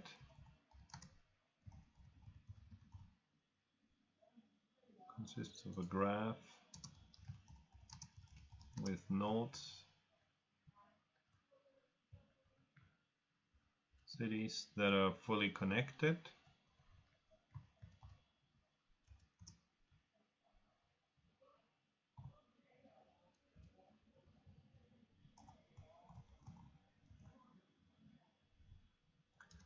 The value on each edge correspond to the distance between the cities,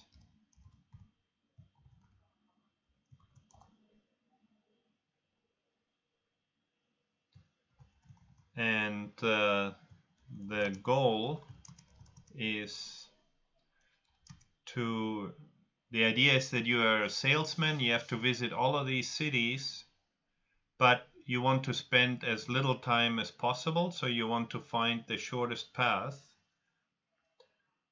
to find the shortest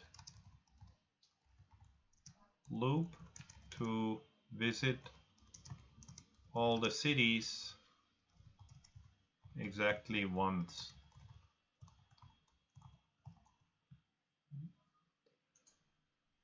So here for this problem, for example, if I start in N0, then if I go to N1, it's 19 kilometers. If I go to N4, it's 16 kilometers. If I go to N3, it's 20 kilometers. If I go to N2, it's 59 kilometers. And if I go to N5, it's 34 kilometers. Right. So then let's say I decide to go the 20 kilometers to N3. Then from N3, I can go to N4, any of the other cities, except N0, because I visited N0 already. So the question then is, if we look at it as an search problem,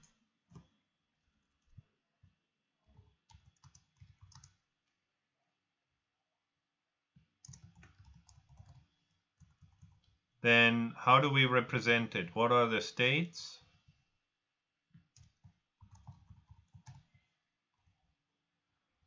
What are the actions?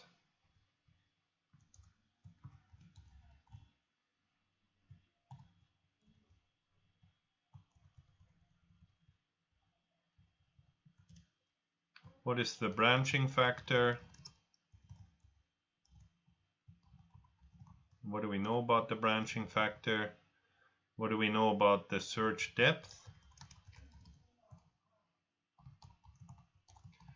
And how about the size of the search space?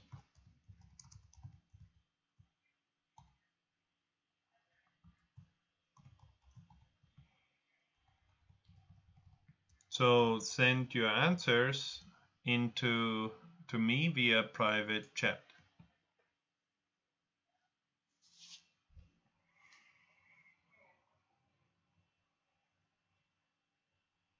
How about the state? How do we represent the puzzle to the computer?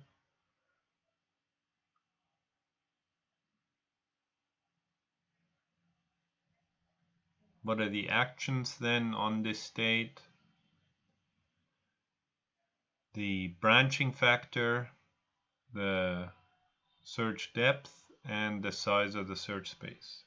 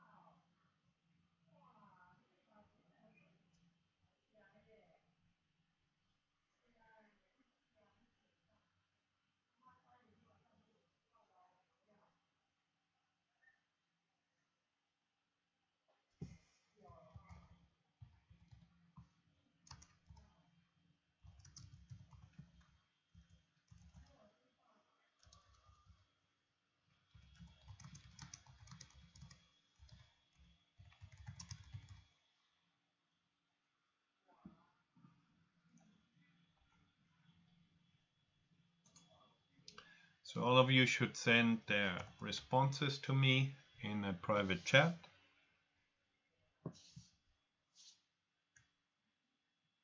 And here's the problem.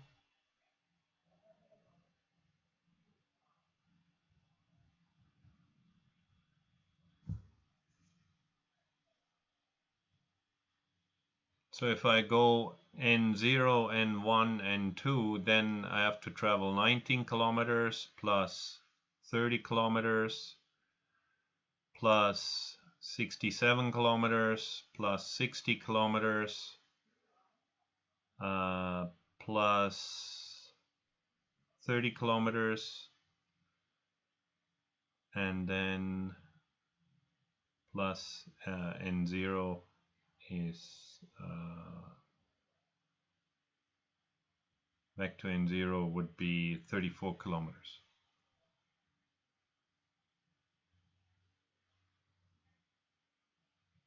Let's see, circle, how do I say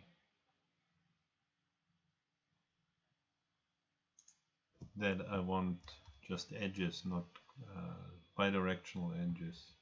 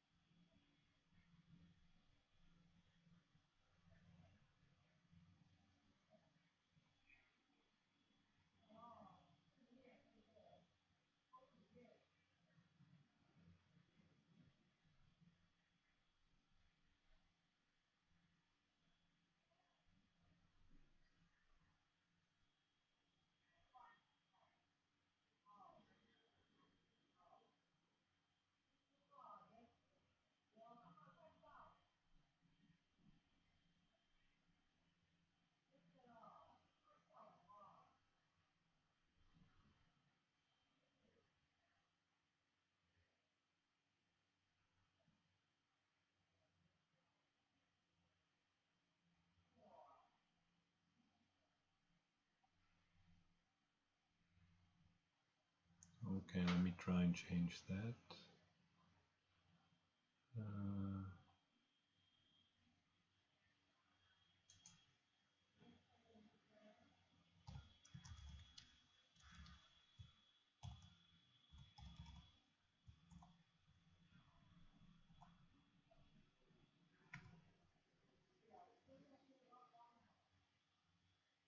Yeah, okay, now we have directions, edges going in both directions. That's better. And if I go none, can I do that?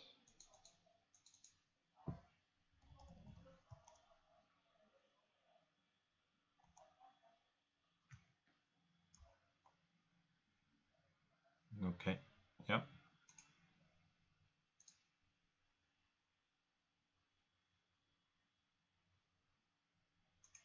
Okay, yes. E09, that's a good idea. We need to remember which cities we already visited and which cities we haven't visited yet. 2 to the power of 5, 32. Why 2 to the power of... Oh, because your state would have... Yeah, no, sorry, that's not going to work. Think about why the representation for, if you want to use it that way, why this will not actually work.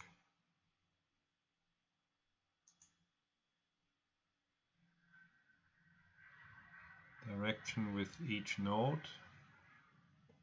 That's not really the state, that's a description of the problem. We need to know the city and the distance that we need to travel beforehand.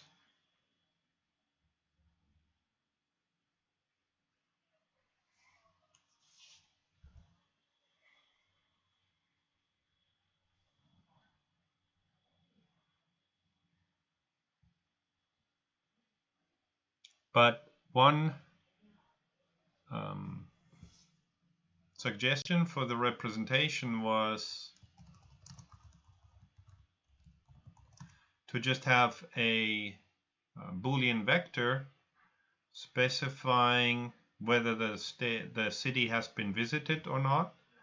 So that, I guess, at the beginning would be false, false, false, false, false. And actually we start at one city, so I guess first city we can give true, right?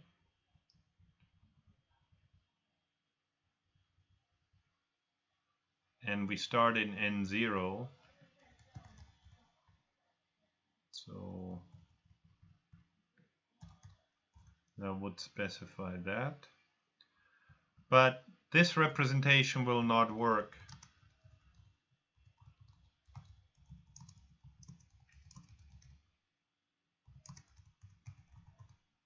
Because it is ambiguous if my representation is true, false, true, false, true, false.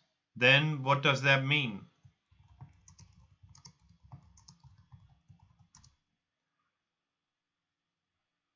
Because as far as it means that I was in N0, I was in N2 and in N4.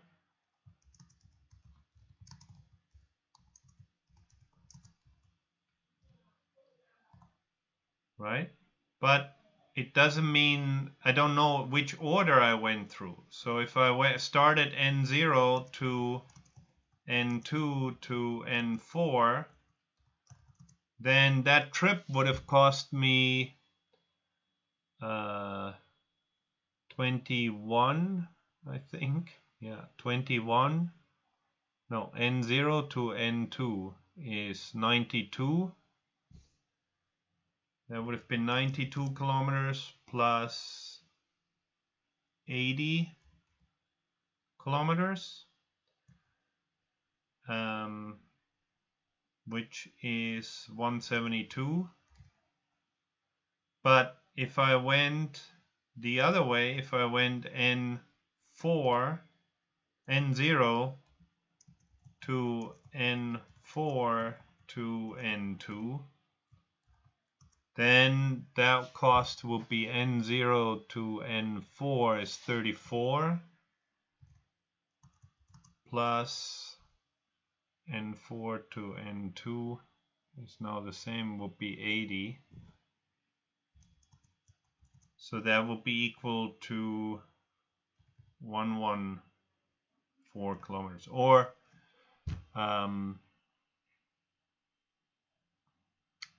any other order then I could have visited, right? I could have started in N2. So we must know the order in which we visited the states, the cities.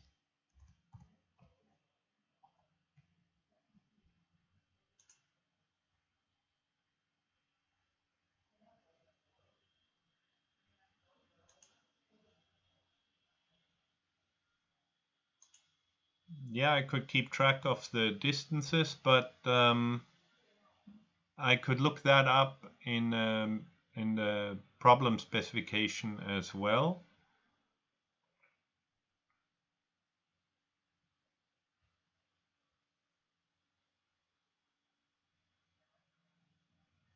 But that's a better idea. Yes, you need to know the distances that you traveled. That would work.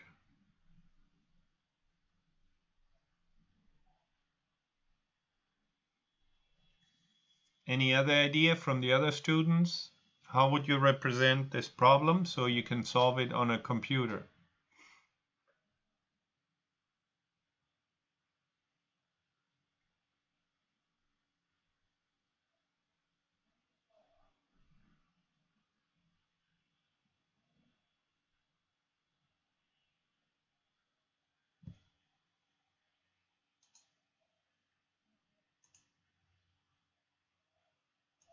Yes, your state can be a list. What would be the action though at Navisa? Navisa suggested we should use a list. That's a good idea. But what are the actions then?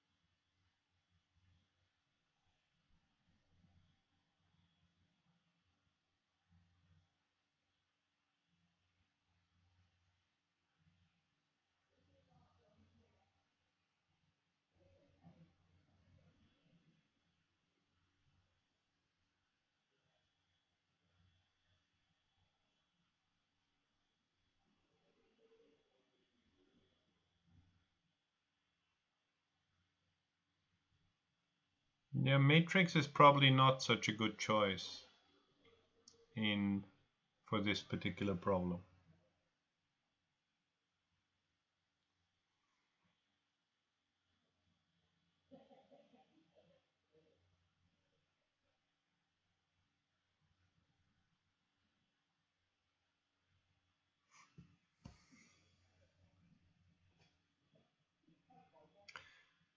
And again, just having true or false makes it difficult to figure out in which order you visited the nodes, which is crucially important in this problem.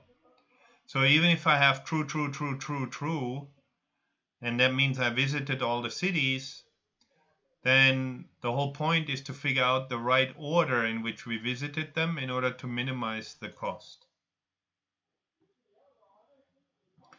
No, I think it's simpler than a multidimensional array. My representation, what I would use is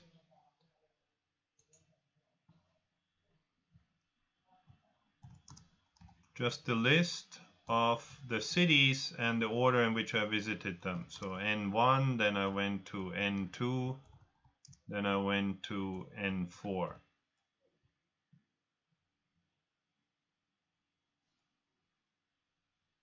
Right? I think that is quite intuitive to record the information that we actually need.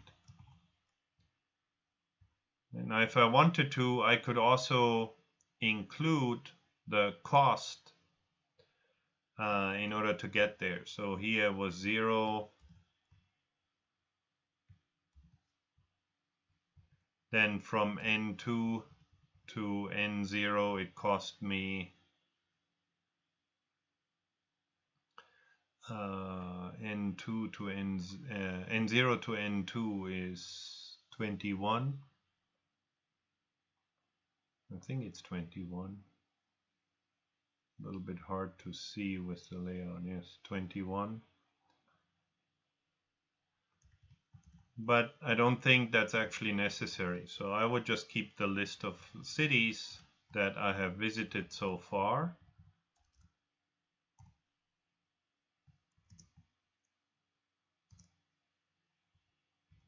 Then what are the actions for this state representation?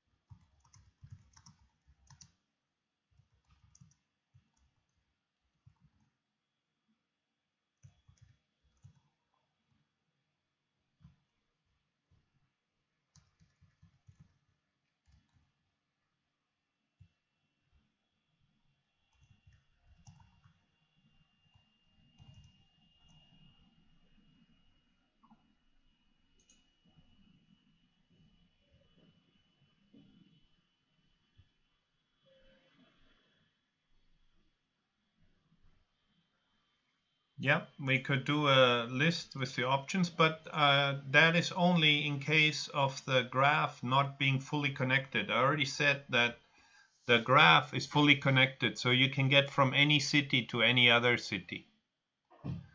From every city, there's a path to go to every other city, so I don't actually need to keep track of the connectivity of this graph. The graph is fully connected.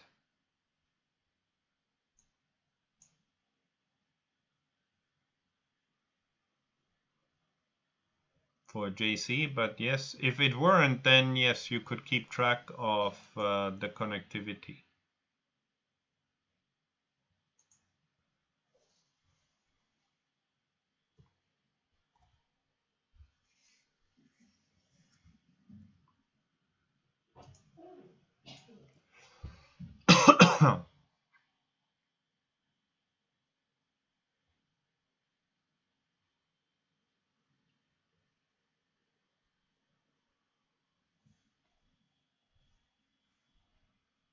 So if this is my state representation, then for me, the actions would be, I need to visit, the actions basically model that I visit a new city,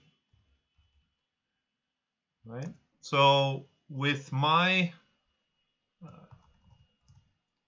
representation, that means that I append a city that is not in my list already to the state. So for example, if I want to indicate that I have previously been in N0 and then I went to N1 and now I want to go to N5, then I just append N5 to my list.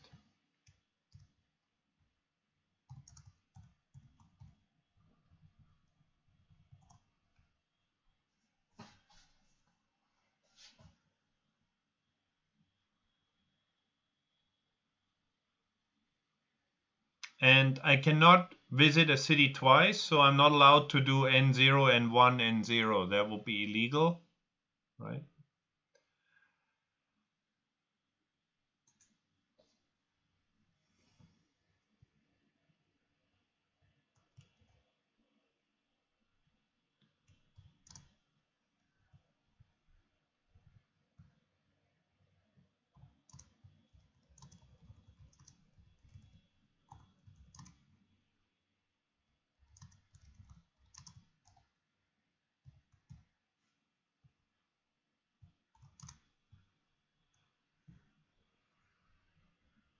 It would look like this.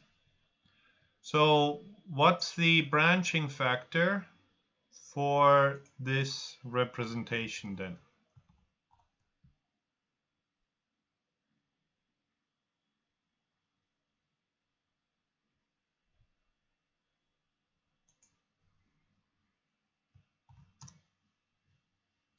Maximum branching factor or average branching factor. What do we know about the branching factor and the search depth?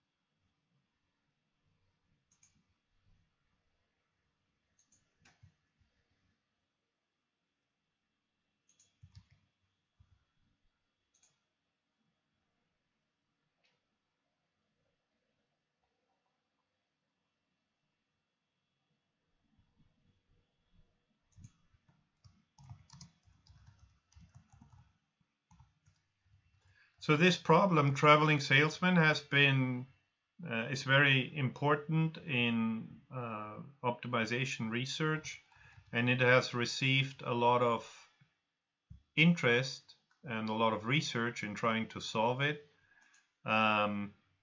It's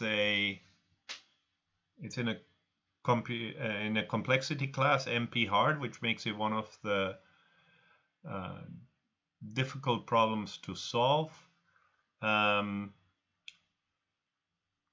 me just see on the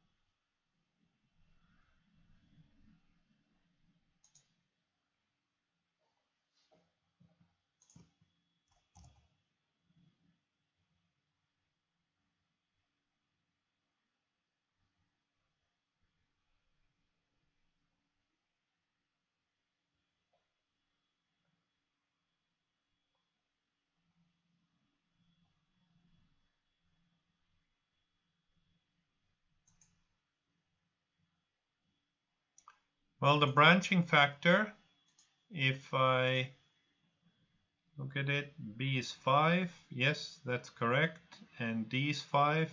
Yes, nice. So the branching factor maximum would be the number of cities minus 1. And the search depth would be also the number of cities minus 1. Now, the branching factor, the size of the search space, then we would estimate to be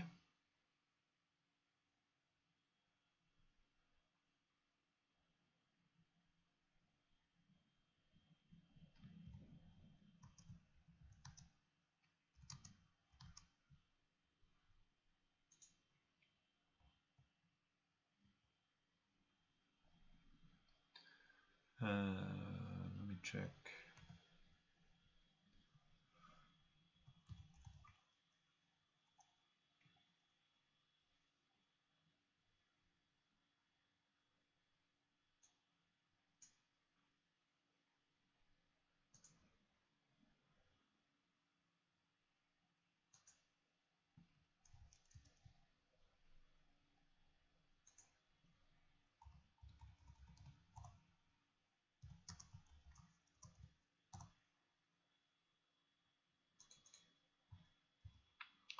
$3,125. This is actually, though, an overestimate, right? Because the branching factor decreases. First level, I have 5 neighbors that I can visit. After that, though, I have 4 neighbors that I can visit. And then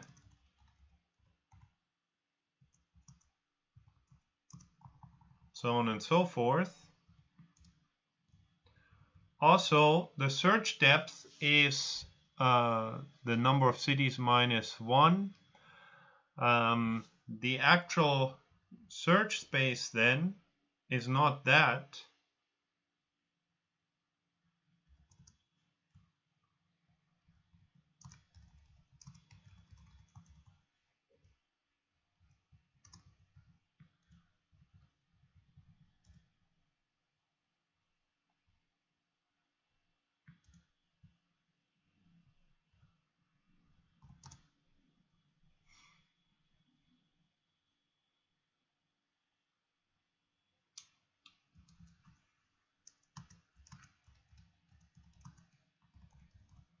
But in fact, it's 5 factorial,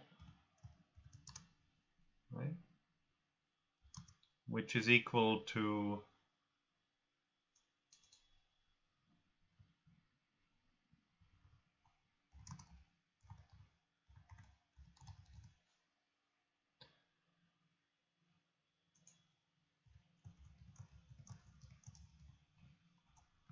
$120 only. So for 5, this is no problem. Right? This we can search very quickly, and we can find a optimal solution for that search space by using A star search.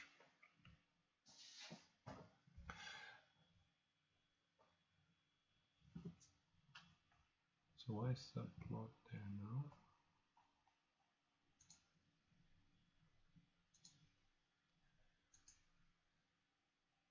So let us apply it.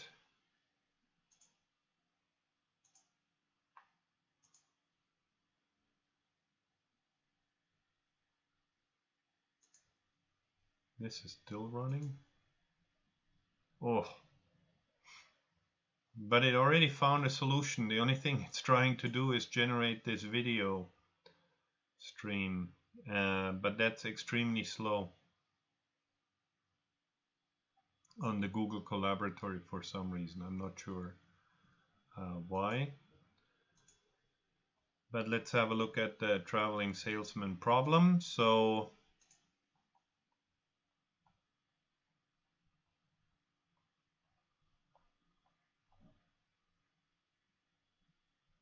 here I actually want to change it.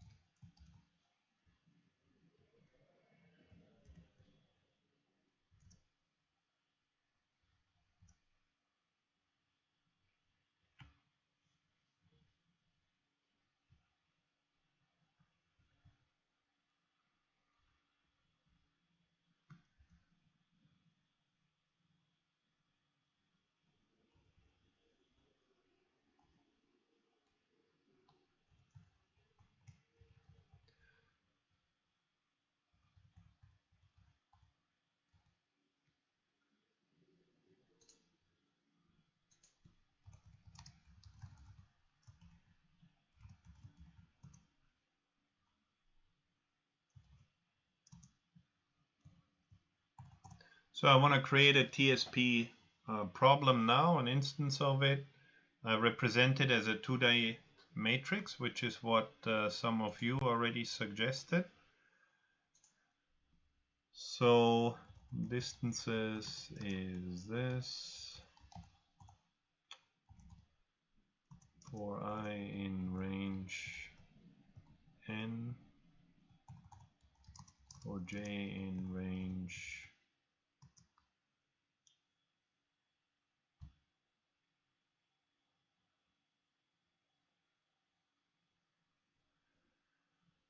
for j in range I,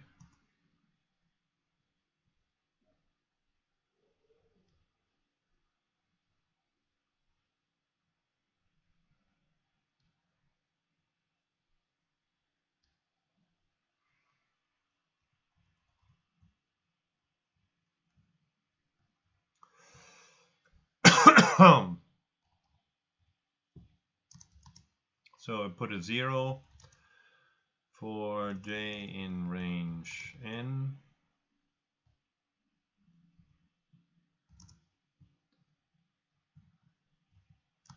for I in range n,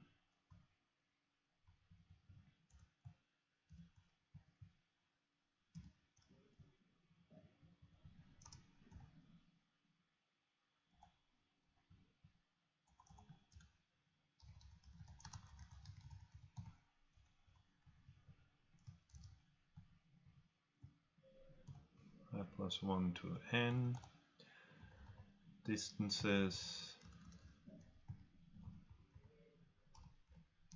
I j is equal to random dot randint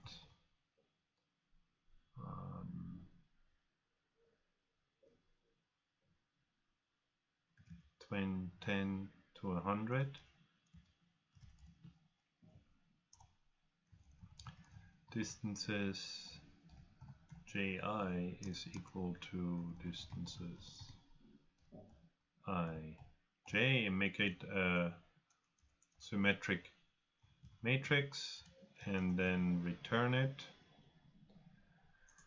And then here distances is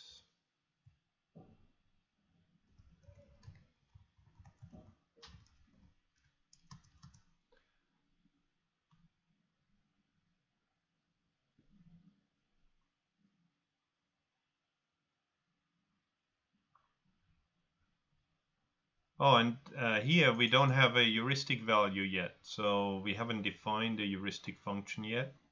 You can think about what kind of heuristic function you would want to use there. Let's make it prob1.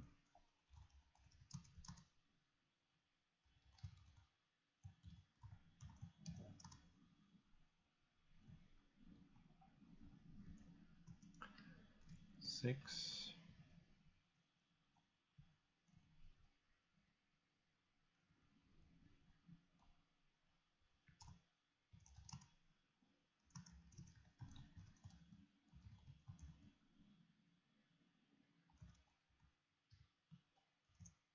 Problem1 g.node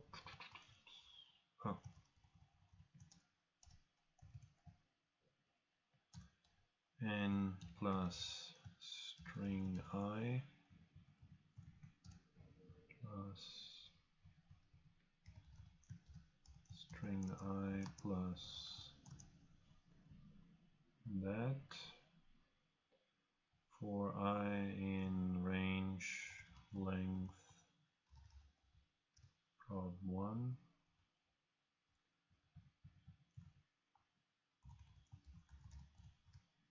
prob1 generate an edge string j label string prob1.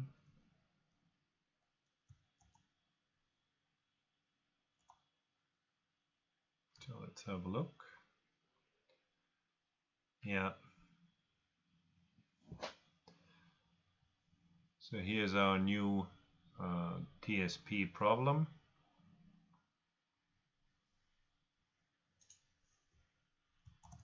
Here's our representation.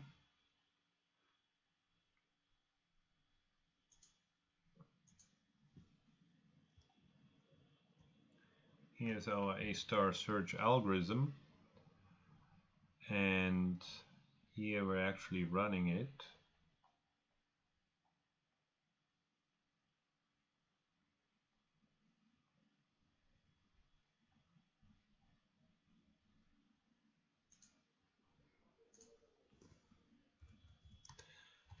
But I need to have a function for generating the children, right?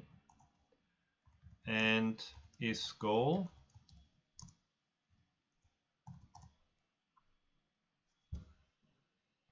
So what should that function be? How would I know if my state representation is now just an index of the cities that I visited, so N0, N3, N2, right? So it's an array of integers.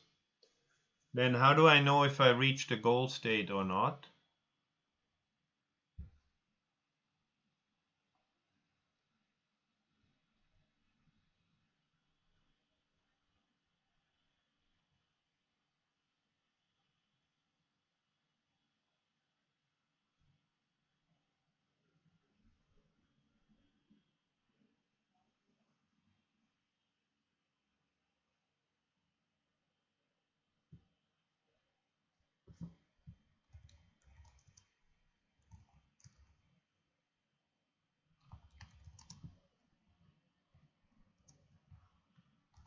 For a particular state, that will be the length of the goal state is equal to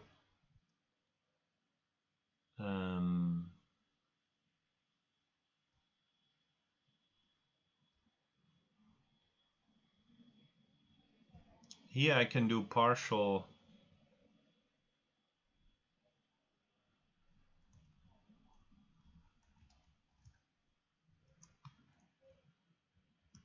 the length of the problem that I want to use, right? And generating the children is also not difficult.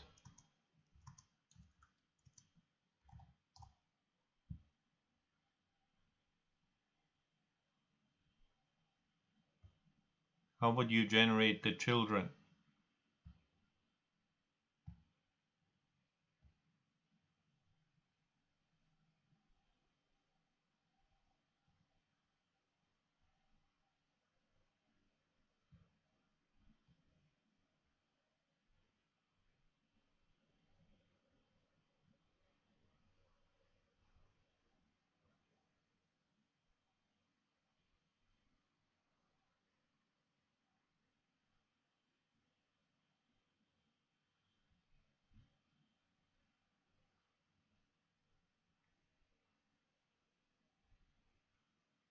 Because those are the two functions that we need before we can apply A* search, right? A* search uses isGoal, isSolved, sorry, not isGoal, isSolved.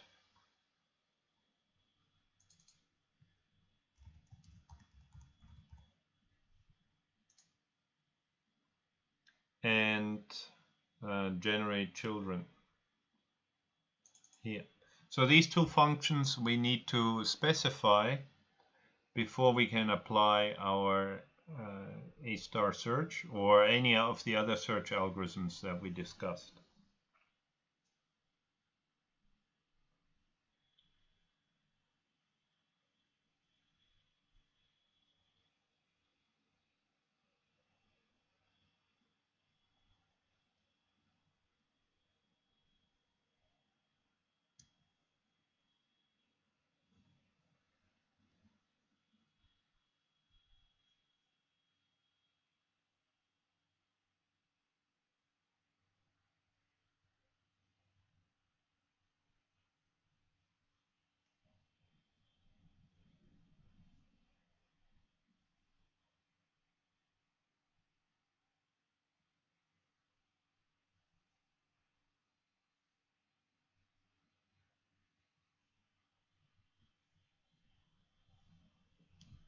So generate children,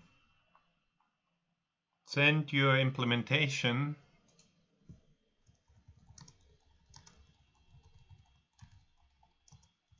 for gen children to me.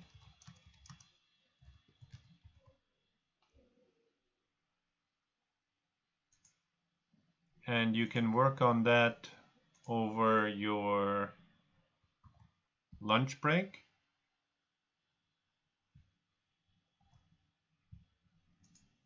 Because now it's almost time for lunch. I think now it's a good time to break. Think about how you would implement a solver for the traveling salesman problem, which, since we're using a standardized search routine, all that we really need is solved function and a generate children function. And our state representation is simply a list of integers indicating the cities that we've visited so far. Oh, yes, of course.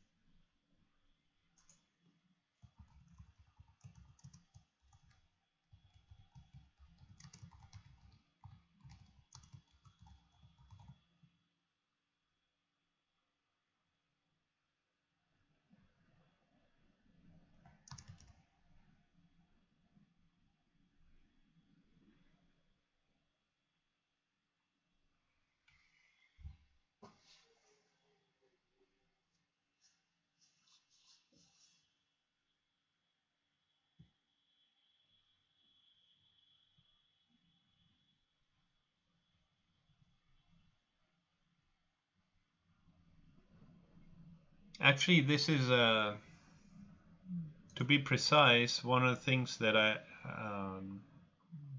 with this way that I create the traveling salesman problem here, this means that it's not really a traveling salesman problem, because I only pick the distances based on random distances, random distance function, which is good enough for our investigation into it. But it means that there are some anomalies. Like, for example, if it doesn't follow normal travel rules. So for this problem here, N2 to N0 is 92 kilometers, right? So to go from N2 to N0 is 92 kilometers. To go from N0 to N5 and then to N2 is only 56 plus 11 kilometers. So I didn't actually put them in a 2D Euclidean geometry space. So my traveling salesman problem also includes wormholes and things like that that can make you go through a shorter path, even though you move to a different place of the space. So in particular, it doesn't obey the triangle inequality. If the shortest distance from n0 to n2 is 92, then the distance from n2 to n5 to n0 must be bigger than 92. But because I just picked these numbers randomly, that's not true. But if these were cities on a 2D plane, then this would not be possible. Now I just cared about the complexity of the problem in general, not whether it's in a Euclidean space or any other kind of space. So, but to be precise, I should call it the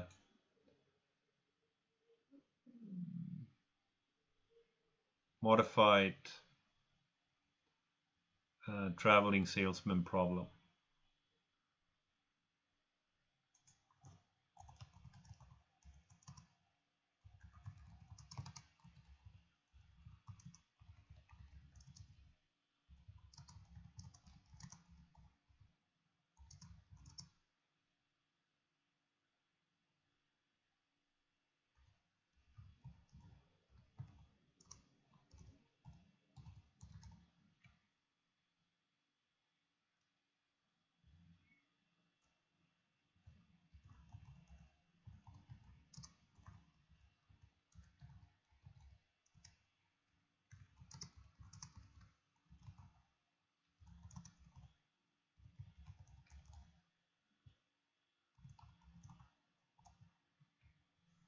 But this is okay.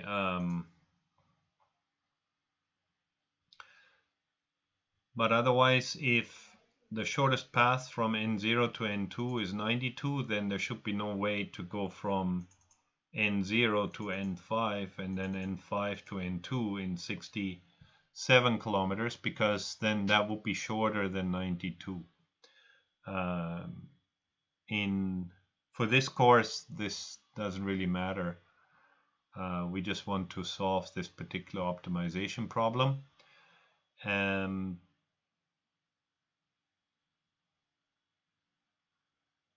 So that's why these numbers, if you try and plot this on a 2D plane, then it will actually not work so well. Maybe I'll fix it to the correct Euclidean geometry in the afternoon.